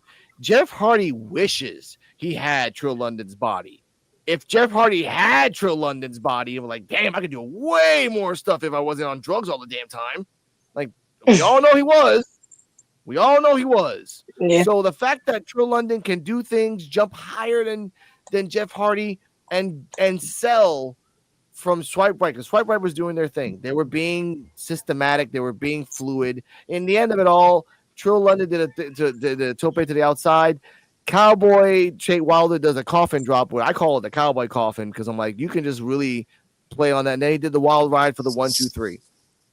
Jackson Drake immediately says, what is wrong with you? You guys are stupid. Why did you lose? These guys are nobodies. I'm like, Jackson Drake, you didn't do anything. You didn't help. Shut the F up. Okay, sir? But ladies and gentlemen, before we get to the ratings, we have 2 clips. Clip number 1 from the show, from the episode.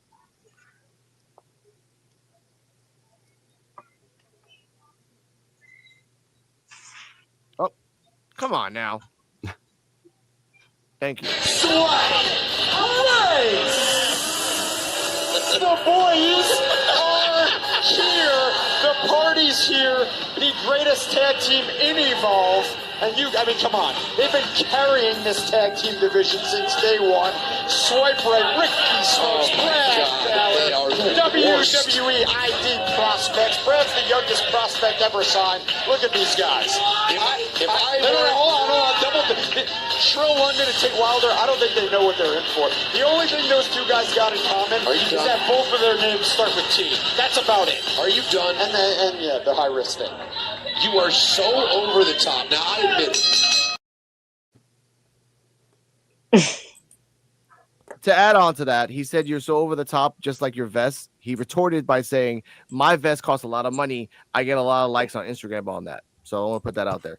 Second clip. Absolutely not. And look, straight up, the statistics don't lie. Tate Wilder has been on a roll. That was beautiful. And you were doubting him a few weeks back. I know, but look, you were questioning his decision to ask for more matches, and now here he is. But since then, I have come to, and I have said that Tate Wilder is phenomenal in the ring, and he's been doing great.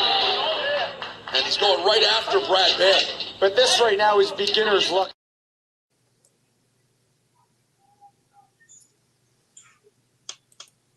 Now, Mr. Dose Evil, your thoughts and rating of the match. I like Trill a lot. I'm a big Trill guy. I didn't want to at the beginning of LFG, but he's inevitable. He moves so smoothly sometimes it looks like his feet aren't actually causing him to move on the ground, almost like the Michael Jackson moonwalker, like sometimes like a vampire. They're in one place and then all of a sudden they're in another. He's just that quick and that smooth, and the sky is the limit for him. And yes, he does a lot to mimic Jeff Hardy. We already had that discussion, but he's also different than Jeff Hardy. I mean, he's I don't know. I think he can be special. Tay Wilder, for everything I said earlier about him, he's actually really good and he's surprisingly athletic. He looks more like a regular wrestler than Trill. Trill is so smooth. He almost looks like it's like almost like art, motion art. Swipe Right's a very good tag team. They do the double team. They do the whatever. I just have a lot of trouble with them. To me, they look like they're high school lacrosse players. I don't really take them seriously.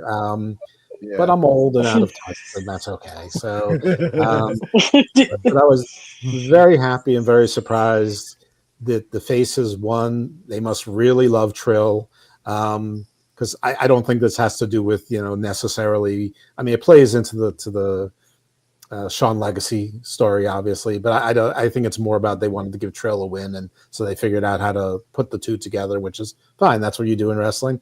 And Swipe Right, it doesn't matter. There's no tag team championships yet, and Jackson Drake came, and he's already lost Bryce Donovan, and now he's gone, and then they lost Zeta Steele, and she's gone, and so pretty soon he's going to alienate everyone because nothing's ever his fault, and he's got the championship, but for how long? Mm-hmm. That is true. Don't put disrespect on his name. He's the best wrestler ever. Don't put disrespect on Jack Drake's name. So we'll get to you. EOD's final thoughts before you go. Get it, sir. All right. The match was. I was surprised. I'm not gonna lie. I was surprised that Swipe Right lost that match, but I agree with you. It was probably to give a good win to Trill London. It still plays into the storyline, but I forgot how good he was because I haven't seen him since he was on Evolve, like way back when. And I was like, oh, he looks kind of good. Like, whatever happened to him? Oh, they put him on LFG. I'm like, all right, so the fact he's back. The Jeff Hardy comparison, until today, I never heard that, but I could see it. There's kind of a lot of people out there. I kind of think Evans is probably like the closest thing to like the Jeff Hardy that we got out there now. And I think WWE sees a lot in him. But the match itself, Trill was so fast and so smooth. Like, so comparing that to what Tate was doing, he kind of seemed slow or whatever, like sluggish compared to it. I did like the coffin drop. I'm like, okay, that's kind of cool, I guess, for him. And what y'all was saying earlier about the jacket, if it was like a loaded jacket, I could see the coffin drop have something in it. But I thought it was a decent match and everything. But Trill was just. He was phenomenal in this match, and compared to all the guys like Swipe White, they're a great tag team. Like individually, I mean, there was just no comparison. So kind of wish Swipe White did win, but I get it. And Jackson Drake, please do not break up y'all little group and everything, because Drake, that's a wild one right there. And I can see why he would blame him. Like, I get it, but maybe you need to put a little sugar in your criticism, because I'm like. Yeah, there's nothing Drake could have done. He wasn't part of the match and everything. So, but they shouldn't have lost to him. Yeah, that is true, Drake. I will give Drake that. Yeah, like, hey, they just threw them together, blah, blah, blah. So, all right. But anyway, thanks for having me, because I got to go. I got to run. Sorry, have to dip out early today. But have a good rest of your stream, everybody. I know. Holla, bro. It's nice meeting you. Take care. Be safe, easy. Coach, your thoughts? On the match, I feel like it was a pretty good match. I enjoyed it. I feel like it progressed what it did nicely, and as a reintroduction to Trill London, it was really nice. I feel like it makes sense that Swipe Right lost because, well, we're going up against Tate Wilder, who's like recently has had an undefeated streak, and Trill London, who's like, he's just reckless. So plus you're just chicken shit heels. But yeah, the match overall, I'm gonna give it a B. I don't have too much to say about it. I feel like it was just a fun little match. Yeah, I don't have too much commentary on this one. Okay, fine. CJ Wolfie? Yeah, it was a pretty fun match, and I'll give it a straight B.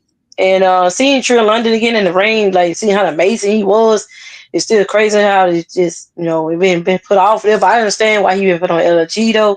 But hopefully we'll see him in the future as well. And yeah, it felt pretty good, decent match. Right, good.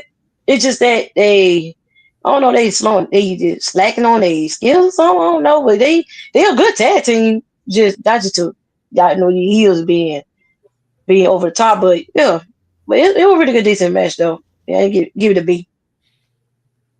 All right, Terrell. I'll give the match a B as well. It was dope seeing Trill London in the ring again because I was anticipating him coming back to Evolve or possibly going to NXT whenever he did return, finding out that he went to LFG, and he was also a LFG standout, which was pretty dope as well too. And yeah, him and Tate Wilder, they put on a good chemistry for them to just be thrown together. As how the story goes, it was actually pretty cool to see that happen. And going up against Swipe Right, who should have had won, they found the way to beat him. But for Jackson Drake to, go at them the way that he did, it's Jackson Drake fashion. You know what I'm saying? But I'll give the match a B. The Carolina Reaper don't like to be disappointed. No, he does not. That's why he kind of like Me Too'd Stevie out of there and Me Too'd Zeta's out of there because, wasn't his style. But shout out to the DRWC show. Hope you're doing good. Oh, good to see you, lad. Someone wake up Jeff, man. He's awake. He's doing great commentary. What are you talking about? And good You want to know what I'm doing there? I actually just got an Yeah. email from Mr. Saint Laurent from MLW Wrestling. I'm actually responding to it because normally I don't. Normally, this is not part of my normal life. This is not something that happens. There you go. There you go, The Chocolate. Cleric of Chaos Now, hooked us up, and it actually worked. Now, I want to. This is something that we have two segments right now. After that match, during that match, Sean Legacy was doing like the fake cowboy circle thing, and he was like fake golf clap. And you said it yourself in your show. It was like a golf clap. We'll talk about that later on when we get to the end. Out of nowhere, once again, I don't know why, Ariana Grace comes out of nowhere, starts wafting her way to the VIP section. And ladies and gentlemen, since we're live, and I know Chewy's not gonna see this because he's a little like wild baby about this. We have a new segment called About a Guy.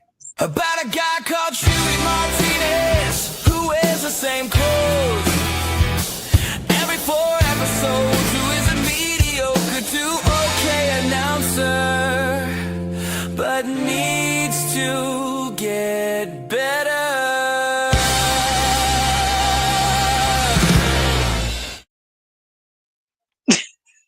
All right. He goes next to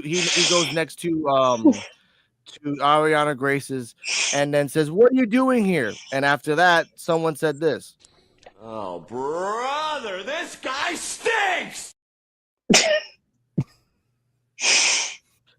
Ariana Grace says that, I've got my presence to. She says this. I have actually an audio clip of this. I don't know why I did this clip, but either way.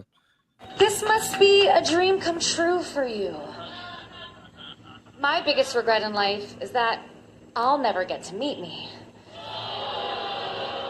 I just couldn't deprive Evolve of the opportunity of a lifetime seeing me.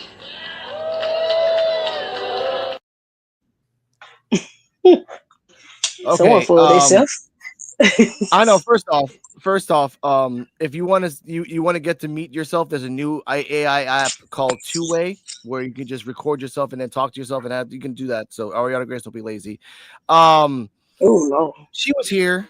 That's weird. It is wrong. We'll talk about that on the Conspiracy Quarter coming soon. AI.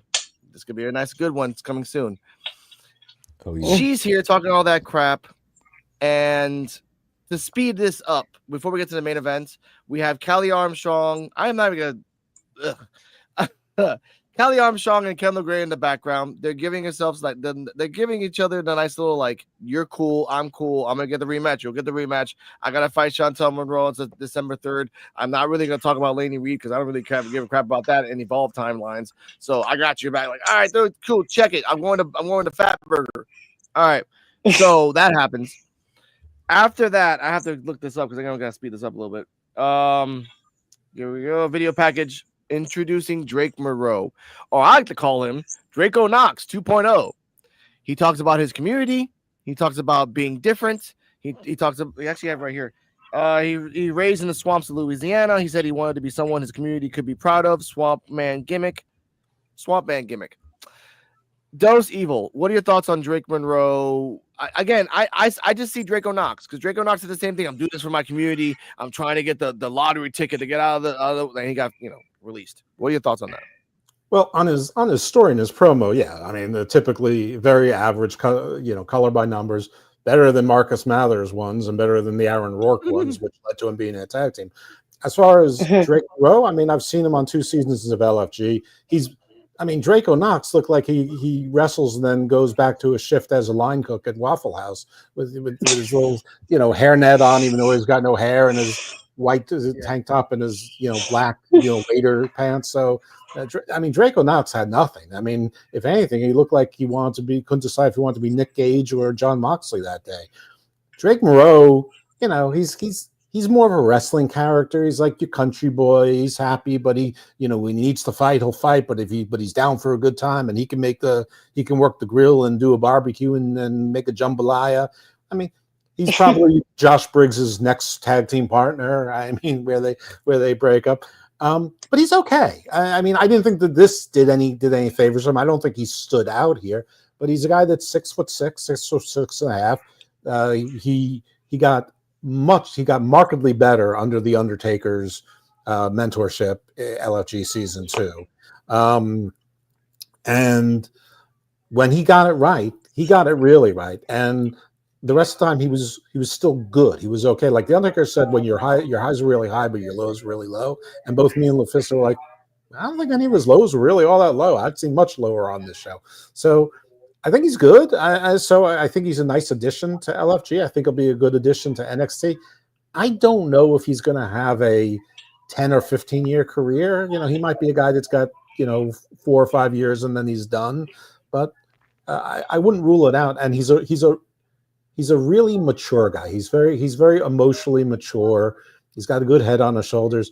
And one thing about the NXT class, and they seem to be getting a lot of good kids, a lot of good young adults. Like it is NXT Love Island, but for a place where it's NXT Love Island, there isn't a lot of drama coming out of that, anymore. There used to be all sorts of stuff. Cora Jade. And I'm actually a fan, but it's piped down. So I don't know. I'm rooting for him. I'm not optimistic on a long career in the main roster, but he's not on the main roster right now. So, LFG. Let's see. Let's go. Okay, I get that. All right, Coach. When it comes to Drake Monroe, I kind of agree with him. I don't feel like he's gonna have an extremely long career, but what I feel like he has for him is that his ceiling isn't very high, but he has a very high floor. I feel like he's gonna be a relatively good, consistent wrestler for a very long time. I don't see him as a guy that's ever gonna reach main event status, at least not like on the main roster. Maybe on Evolve, I could see that happening. But I do think he's fun. He's a very character. What was the thing he does? Like the Bayou Boogie? What's the name? Yeah, the Bayou Boogie. Yeah, there's a lot of silly stuff, a lot of entertaining. I feel like there is. And the girls like to dance with him, and you can tell it's not like in a sexual tension way. Yeah.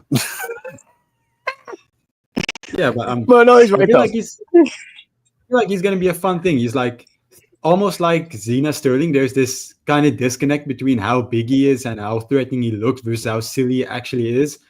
So I feel like he's going to be a nice addition to Evolve. So I'm excited to see him, but I don't think this promo did him justice at all. They should have just taken some of his stuff from LFG and made a package out of that, because this didn't really present him. I feel like if you guys actually watched Evolve, you would have been a lot more excited than what this package showed you. I agree. If they took clips of him, like if Bubba said, "Hey Drake, what do you think? You want to do it again?" He said, "With respect, sir, no, I do not." I mean that was so badass. Yeah. That was so good. Just Coach, you're on today. Maybe always on, but you're on. No, he is. Thanks. We got from across the pond. But Mr. CJ Wolfie, your thoughts? Yeah, he seemed like an interesting guy. From the package, just learn some like more stuff about him. Yeah, he seemed like he could get up there, like up and Evolve and go down to NXT. Like he probably got something in him, but I just don't recognize him because I ain't watched LFG, and this is my first time seeing him as well. But he seemed like an interesting character, so I would like to see what he probably can do in the ring. And like promo wise, it's pretty like it's okay so far. So yeah, he seemed like he would be like in a tag team though with someone like later on, or in Evolve or in his team maybe. But yeah, that I think about him. Brooks Jensen. Who said that? Anyway, Terrell. Probably yeah. Yeah, Drake Monroe. He was pretty interesting. There was a type of energy that I had got from him when he was doing his video package, and he's just talking about his background, seeing the numbers on the computers and everything like that. Me and CJ Woofy, we was joking about it, saying that what if he's NXT Anonymous, which we thought it was pretty funny. Shiloh. It was Shiloh. It was Shiloh. Yeah, it was Shiloh. Yeah, it was Shiloh. He was the one on NXT. Supposedly it's Shiloh. They haven't confirmed that yet. Let's not put that out there before they get mad at us. Supposedly Shiloh is like. Oh snap! Yeah, I'm thinking about somebody Shiloh. else. Oh my bad. I'm thinking about somebody else. My bad. Can I feel I don't know. Yeah, I wasn't in the room. Yeah, I wasn't in the room for that. Yeah, I wasn't in the room for that promo. Can I throw something? Can I throw an my idea bad. out? Obviously you guys didn't watch LFG, a few of you. But on that, there was this task they had to do where they had to get into teams and present a team. And then Bubba Ray's team did the new Dudley Boys, which was like Zena Sterling and Drake Moreau and a few other guys. I kind of would like to see that actually happen on Evolve because I found that very entertaining. And I don't know if they'll do it, but like having a new Dudley family come down to Evolve with a few different wild gimmicks, I think that could be entertaining, a new entertaining faction. Something. We need a faction. Like because Vanity Project ain't gonna be there forever. Not for at least a couple more months. Like till season 3. And they're like, all right, NXT. And then you gotta make a new faction. But oh my god. All right. Okay, thank you for that, Coach. That just drove me crazy about that, thinking about that. Vanity Project and NXT, trying to emasculate Ava. And then The Rock comes in to freaking calls them candy asses and slaps them on the asses. All 3 of them. All 3 of them in a row. Bop, bop, bop. Get out of here, candy asses. I'm like, okay, that's you got the rub. Wasn't Ava's girlfriend also on LFG, I believe? They should just have her be a security guard for Ava. That's the one that I showed the picture in the group where she had the like looked like a platinum chain WWE on her neck. I'm like, okay, you sold your soul to the company. I respect that. All right, girl. Speaking of all right, girl, Kendall Gray and Carly Bright come out to sit in the VIP section. Ariana Grace looks disgusted with the idea of sharing the couch. Looks at Carly Bright, psychically tells her we have a match, and then they tell us that later, Carly Bright versus Ariana Grace by disgust alone. Apparently, that's how you book a match. Thatcher asks Jackson Presley in the back, tells Presley and Riggins, "Did you like that?" He told them to respect the ID talent because they love this and they want to be here. He said that they need to see the upcoming ID showcase match of, and the DRWC show got this technically wrong. Not Adrenaline Drip. It's going to be Cappuccino Jones and Mike Cunningham versus Marcus Mathers and Aaron Rourke for next week. And it's actually pretty smart. Like you put Adrenaline Drip, yeah, you get to run it back again. Yeah, you've seen that shit 1,000 times. But if you put Mike Cunningham in there, it's a different style. You won't see cartwheels. That's a guarantee. So after everything is said, yeah. Go on, Coach. Why did they do this though? Is there a reason that Adrenaline Drip isn't teaming up? And Jack Carver's not hurt, by the way. He is not hurt. He has not been hurt for months. I want to put that out there. He has no injury update and nothing like that. So I think because for me, my understanding of it is like, okay, you want to show a tag team, but you don't have a lot of tag teams. Adrenaline Drip has fought Marcus Mathers and Aaron Rourke. You bring it back again, it makes no sense. Obviously, there's no feud in this. It's just like a showcase. But if you put Mike Cunningham, technically it's not Adrenaline Drip. It's the Coffee and the Cowboy. Okay, because I saw it and I was just wondering why Adrenaline Drip wasn't teaming up, so I was a bit confused when I saw it. But okay, it kind of makes sense. Okay, but that's for December 3rd. Mr. Dose Evil, your thoughts and predictions of the Cowboy and the Coffee Cowboy versus Philly's Finest, as they call themselves at. The Coffee Cowboy versus Philly's. I mean, I don't know why they do 4 weeks worth of vignettes for Aaron Rourke as a solo star to have them win a tag team match. I mean, I understand that, or I think I understand that Jamar Hampton getting hurt and then getting released sort of changed everything on the trajectory of tag team plans for Evolve, or what I presume to be. But I don't see Mathers and Rourke winning this. I see them losing, and one of them might also turn heel, like somebody was saying there might be a double turn later on, not involving Sean Legacy. It seems like Mathers may break, but also Aaron Rourke. I don't know if anybody here and anyone in the audience has ever watched the show Vikings. It was on for like 100,000 years, and there's a character named Floki who was like the shipbuilder, and he was sort of like the madman that lived in the village. And he's actually, in the end, he's like the Viking who made it to North America and lived among the natives as the cherished medicine man in the woods. In any event, Floki and his mannerisms remind me of Aaron Rourke, or vice versa. So I see him as sort of a deranged kind of lunatic. So I'm going with the non-Aaron Rourke Marcus Mathers team. Okay, I'll go. I'll go next. I also don't think Aaron Rourke and Marcus Mathers are gonna win because they have been building them both up as singles wrestlers. It wouldn't make a lot of sense to have them both win a tag team match and just go back into it. But also, I don't see Cappuccino Jones and Mike Cunningham. Mike Cunningham. I don't see them winning either because they're not Adrenaline Drip. Why would you give Cappuccino Jones and another guy a win? Because they're not like. So I don't know. I don't like this match necessarily. Yeah, I don't know. I feel very weird about this match, and I'm not sure who I want to win.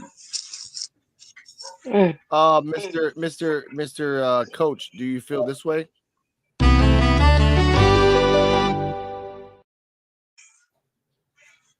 No, I don't think I feel that way. You set it up. I put it out there. Okay, that's fine. That's fine. Damn it, Jeff. Now let's get Mr. Terrell and then CJ Wolfie. Your thoughts on this?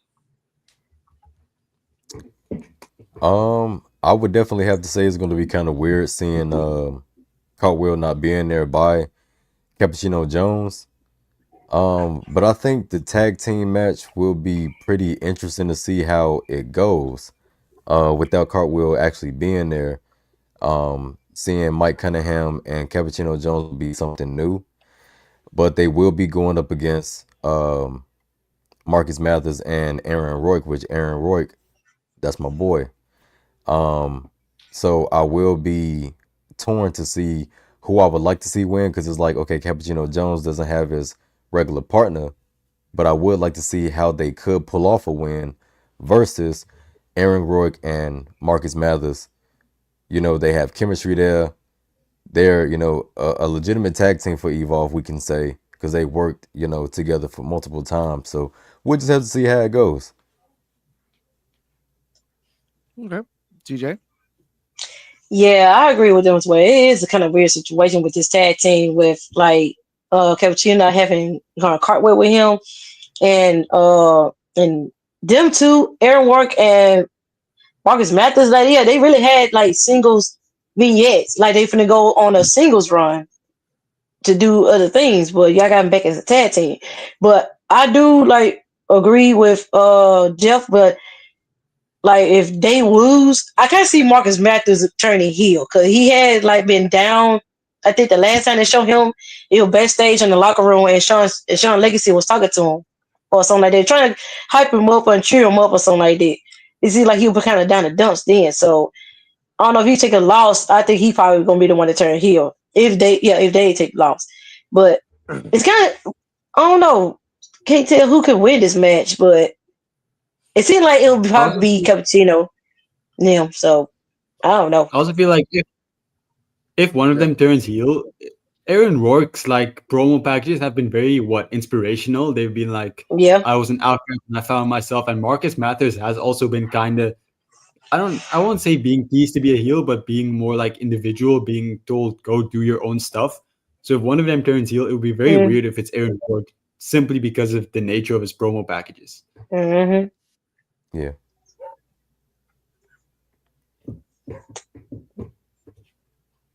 Yep. Your mic is off, I think. Can you hear me now? Yes. Yes, sir. Yeah. Thank you. Now, my thought on this, you brought up a good point, TJ, that if Aaron Rourke and Marcus Mathers lose, they will lose if before the match, Sean Legacy talks to Aaron Rourke, but now as like slightly jaded Sean Legacy. He says some advice to him, like it's kind of off. Marcus Mathers takes it the wrong way. They lose the match. He turns on Aaron Rourke. He turns heel. Aaron Rourke is their super baby face. Makes sense. Like sort of like, can I help with your mascara? Yeah. Oh yeah. That's a good one. It's like I mean, again, Mathers is small like a phoenix, but if you can play the heel up, like you just angry and you got that mystery kick going on, you can work it out.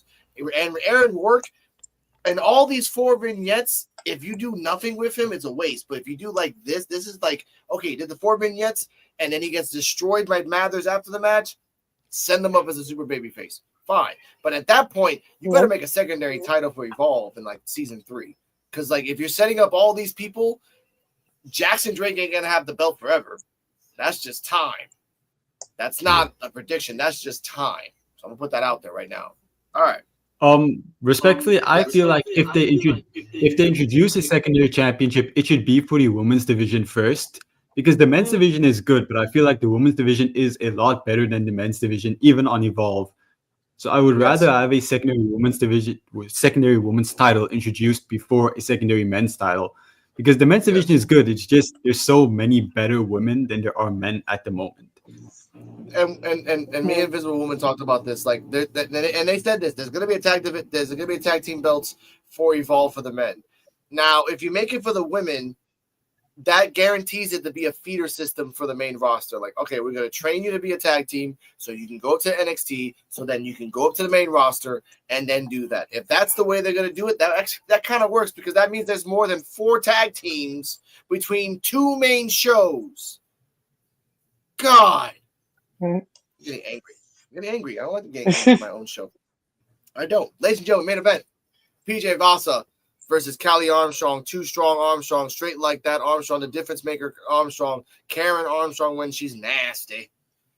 Now, I did bring up the fact that I called her a Saiyan. Why? She fought Kendall Gray. Kendall Gray was just too fast for her. That's the reason that she lost. Simply put, she's just a faster counter wrestler than Callie Armstrong.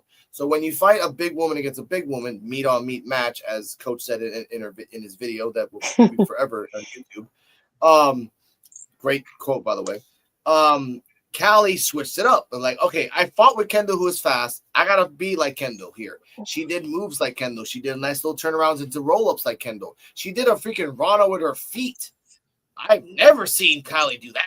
Ever. So like, it's really cool little things here. This match only lasted 6 minutes. Why? Because after Callie was doing her thing, PJ Vasa went into the corner. She went under the ropes. The middle ropes. The ref tried to stop it. Callie was trying to claw her. PJ Vasa clawed her eye. Did the issue, and seeing it again, Jeff. She did modify it from the first time she fought. It looks like a pile driver. But then she just kind of did like a little twerk of a spin, and then that's it. That's fine. I prefer Keanu Carver's finisher more than PJ Vasa's. They look exactly the same, except Keanu Carver's looks a lot more vicious because he's so big and he's like picks you up like a sandbag and throws your ass around. This I'm gonna say this rating. I give this match a kind of like a C.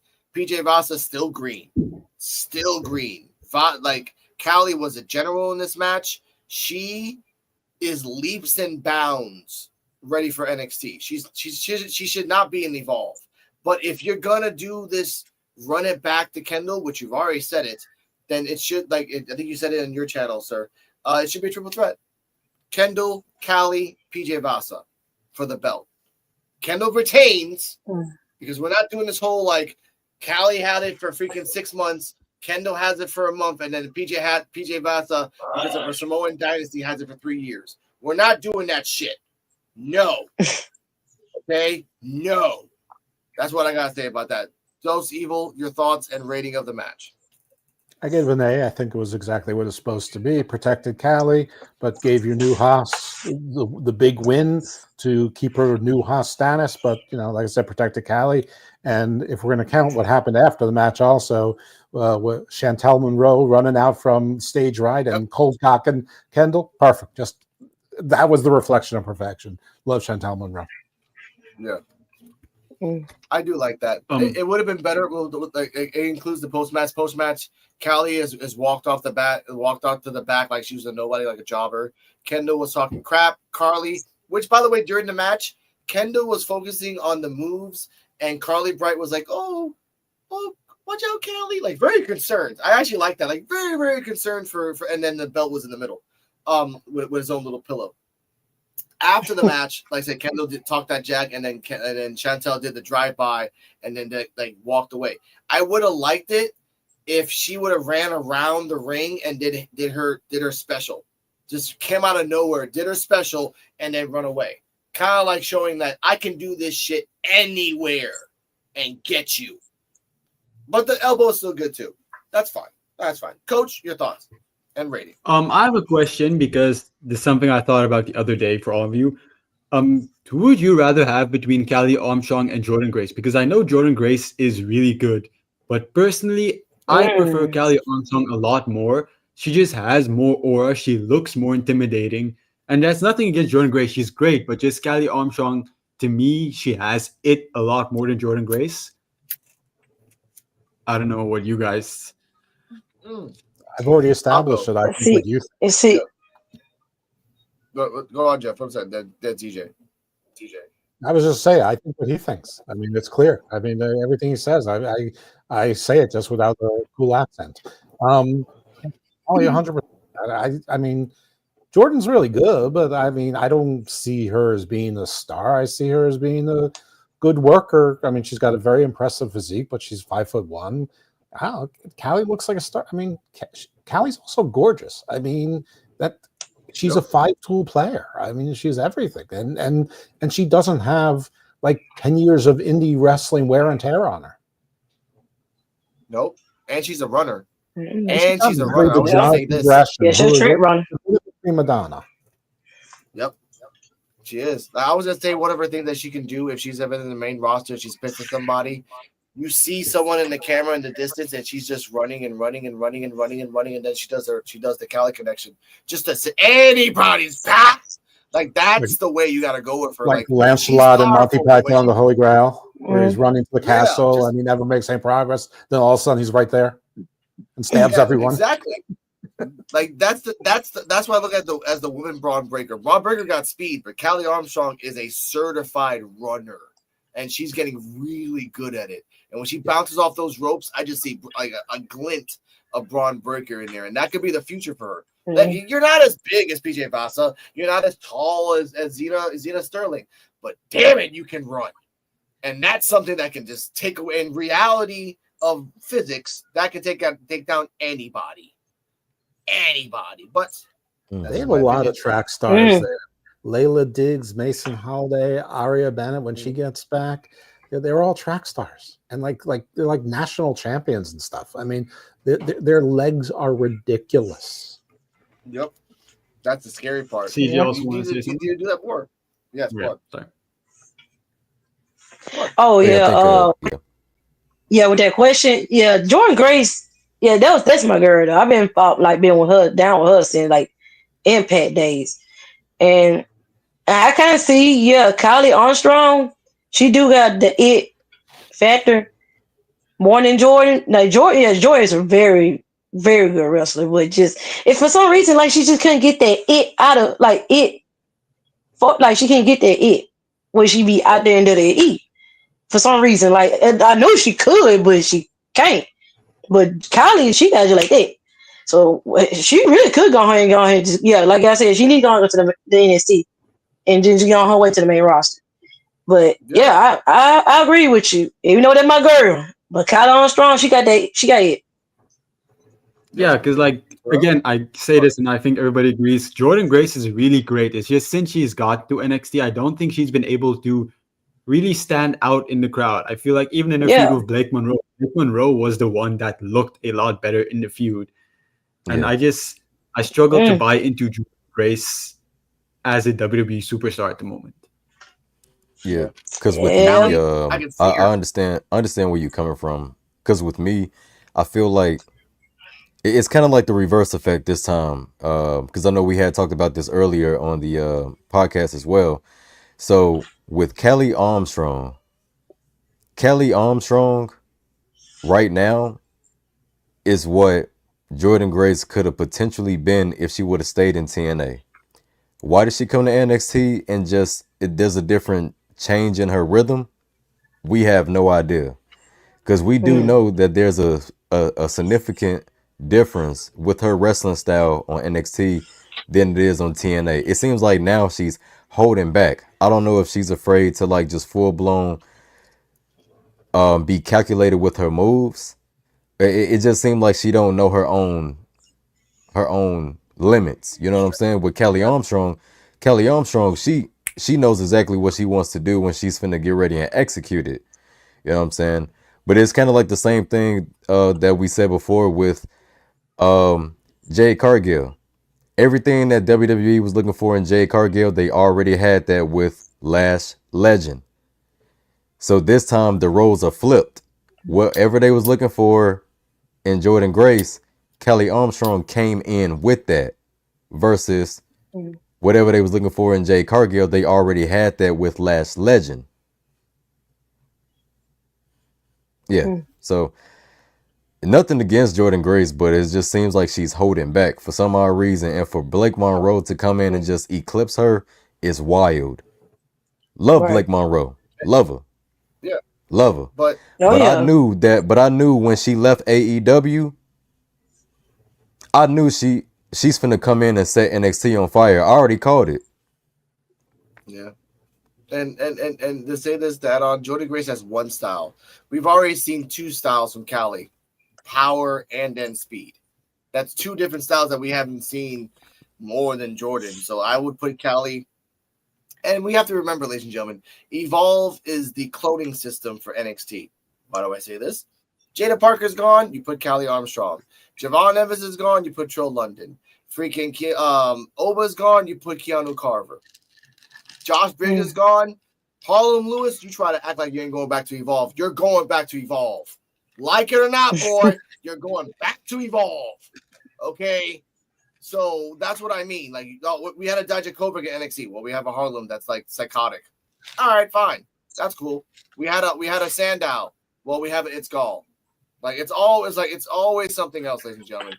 So, but I want to say this part of the segments I don't like because we have to think about this.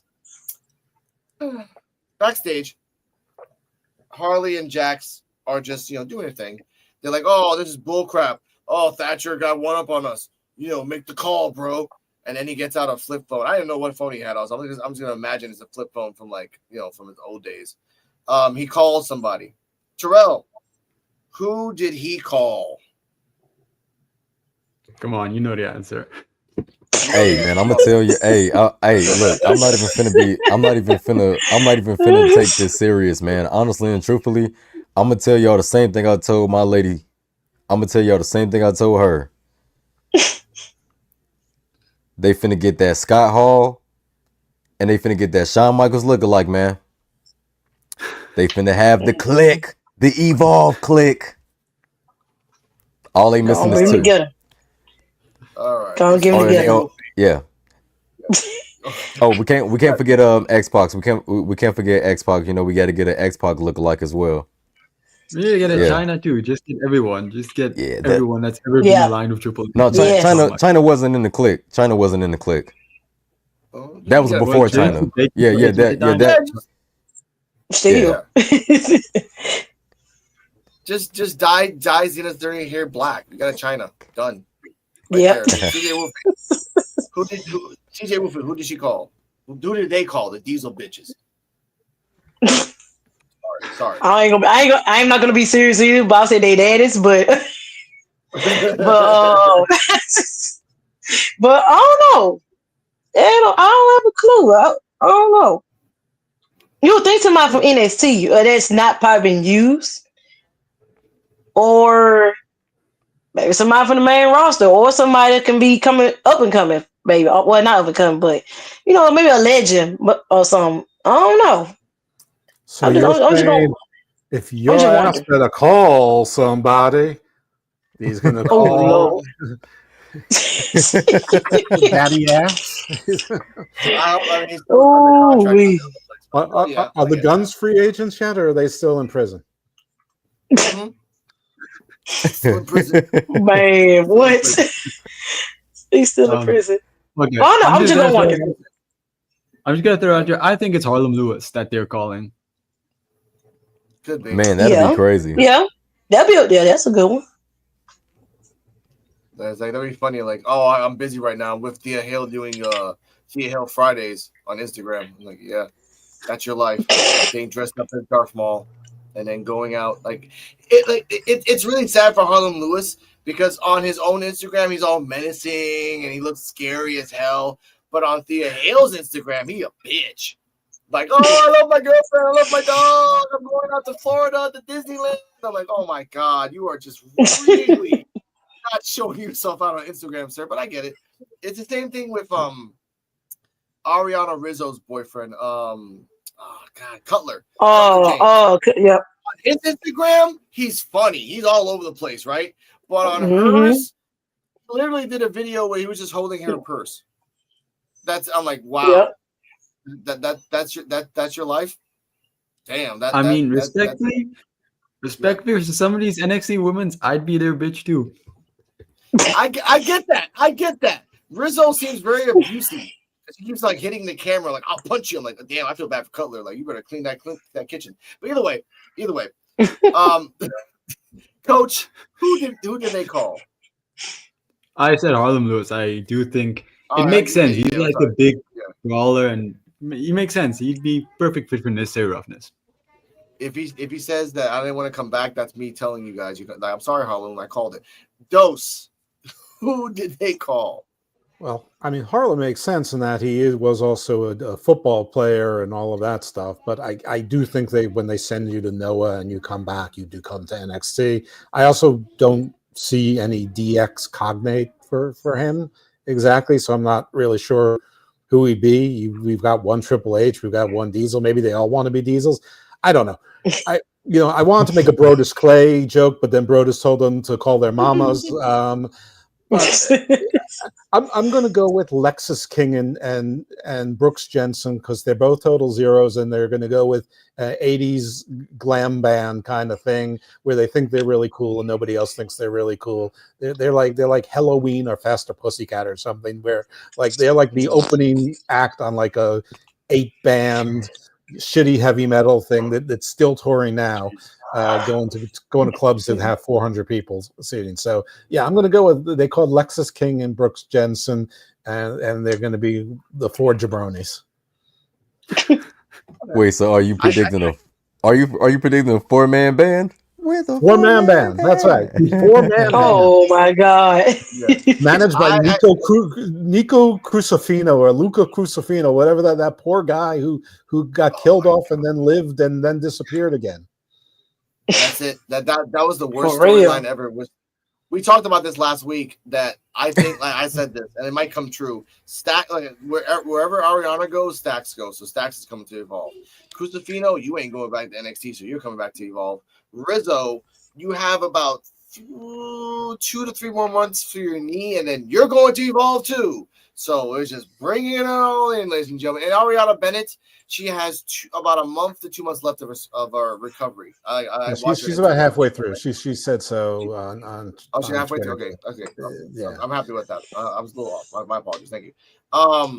Give her well wishes. Ladies and gentlemen, we've already passed the 2 hours, so that's fine with me. It's time for the type of the show that we tell you what our top 5 Evolve matches are. And special guest, White Chocolate. Yes.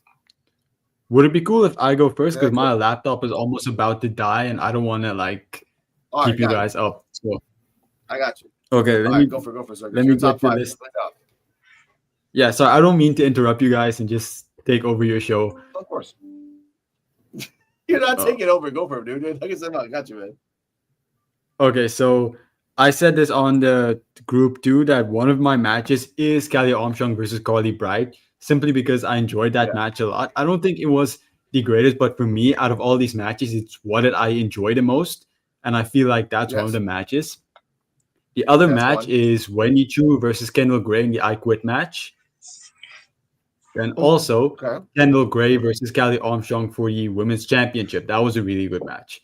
And then similarly, it was both of the initial World Championship matches where we crowned the first champions. I also really enjoyed those matches. The Eliminators. Okay, so men's and women's. Yes. Okay, that's fine. Yeah, same as me. Basically the same. Okay, thank you. Thank you, Coach. I appreciate that. Okay.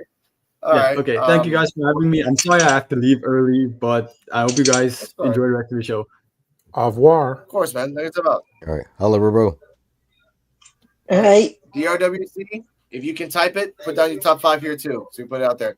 All right, I'll actually say my top 5. So then we'll go to those.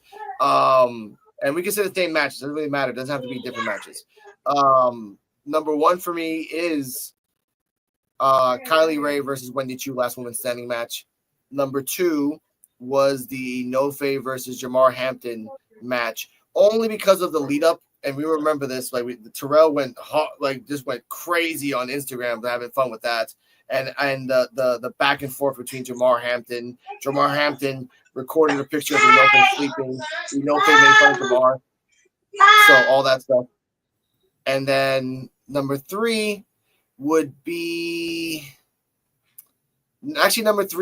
Kendall Gray versus Wendy Chu. That was actually a good match. I Quit match. That's number 3. Number 4 would be the first match of Adrenaline Drip between the Diesel brothers. And the 5th match would actually be the first ever main event of Evolve, the 6-man tag match, of Swipe Right and Jackson Drake versus Sean Legacy, and I think it was Cartwheel and Cappuccino Jones. That was the first time I ever saw them, and that hooked me in to Evolve. So that's mine. Dose, awesome. You're 5. Kendall versus Callie, where Kendall won the belt. Kendall versus Wendy Chu, the accidental win, where she was losing consciousness, but sort of went perpendicular and got the 3 count. Maybe not even knowing it. That was a good one. The second time Zeta Steel and Nikita Lyons tagged together, because the first time I thought it was a fluke that somehow that they were good, and they were good the second time too. Also, like you said, the Team UX versus Adrenaline Drip the first time, where they did all the heel 2 tough guys, threw them around, and basically it was a glorified squash. Love that match. And when Itzgal and Jamar Hampton tag teamed, and they were both doing push-ups and flexing on 2 counts. I mean, just all counts. It was just that, and I don't even know who they were. I don't care who they were, but they were against, because it was just glorious. It was a 10 on the Stotometer. Oh, it was Marcus versus Aaron Rourke.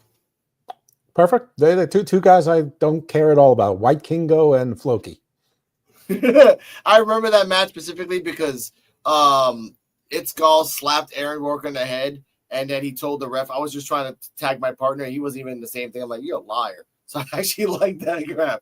I remember that match. That was the start of something great that never happened. All right, Terrell, your top 5. All right, so my top 5 matches for Evolve. One of them would definitely have to be Idris Inofe going against Dante Chen, because that was an amazing time. That was a very fun time. And the fact of how they were playing off of my content on IG was crazy. You know, we had the referees involved and everything. They was arguing with me. That was pretty fun personally. That was. Yeah, that was a very fun time. Also having Terrell still going up against Carmen Petrovich. That was actually a pretty good match to me. Oh, that was a bag of cement match where she just threw Carmen Petrovich like a bag of cement. I remember that match. Yeah, I thought that was her future endeavors match. Yeah. Of course, the match with Bryce Donovan going up against Jackson Drake for the title. That was a good one. I would definitely have to say Wendy Chu and Kylie Ray, the I Quit match. That was amazing. And then I would definitely have to say my top favorite as of right now has to be Kelly Armstrong defending against Kendall Gray at Secession. That match was beautiful. Honorable mention to Natty versus Callie Armstrong in her first title defense. You know, I was throwing shade at Natty earlier, but in that role, he excels. Yeah, that match was pretty decent too. That was decent. I want to give a shout out to the O'Reilly match where the crowd did the O'Reilly, and I loved it. And then he got future and endeavored after that. I'm like, damn it! That would have been awesome for your game. Yeah. Riley Osborne versus Mensa Aura Mensa. I remember that one. We have a white chocolate top 5. I want to put it out there. Nikita Lyons versus Wendy Chu. Cakes on cakes.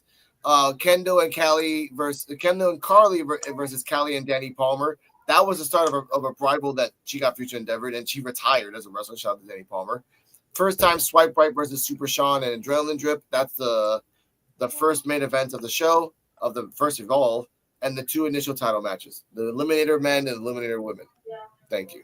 There's a lot of honorable mentions. Like the one match where Kylie was having, and then Swipe Right was in the VIP section, and then Zeta Steel was there, and then Kylie won. Carly Bright was wrestling. Carly Bright won, and then Swipe Right and Jackson Drake like, oh, she's kind of cute. And Zeta Steel's like, no, swipe left on her. No, I'm like, oh damn, wow, it's so territorial, man. That was a good honorable mention. And any match that Draco Knox was in, that he lost his little head thingy. That's it. He lost it. And he's like, oh, I can't put it back on. Oh well. But ladies and gentlemen, that was Evolve. We went back 2 hours, the first time in a long time. There's no clips for the future, but it's okay. Mr. Dose Evil, can you give us your socials and future endeavors? Oh my God, future projects. Future projects. Future projects. Yeah, maybe next time I come, we'll do future endeavors, or maybe I'll be future endeavor. All right. So Dose_Evil on the X. And you can find, whatever I forget here, I promote. I have a bunch of podcasts called The Garden of Thought. They're a little bit like Joe Rogan, without the celebrity and success, of course. But like in variety. So like 1 week I'll have an archaeologist. The next week I'll have like a mythologist.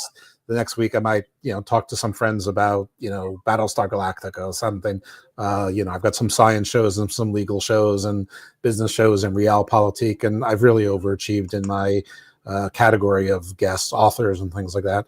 And also, I have a show that started as Book of Black. Guess my co-host was PJ Black. Some of you probably remember him as Justin Gabriel in WWE. And then when he decided to go out of the public eye a little bit, though. I'll drag him back eventually.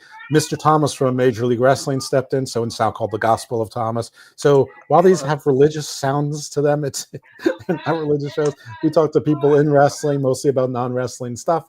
We've had the reigning world champion, Mads Atrocity Kruger. We've had, of course, Alex Kane on. We've had Vicious Vicky Venuto, Big Trouble Ben Bishop. I've had in the past EC3, Aaron Stevens. Aaron Stevens has been on my Garden of Thoughts show twice. Nice. So Tyrus Brodus Clay, he was on back with PJ, told some good PJ stories. So some pretty cool stuff. Shaz McKenzie was on.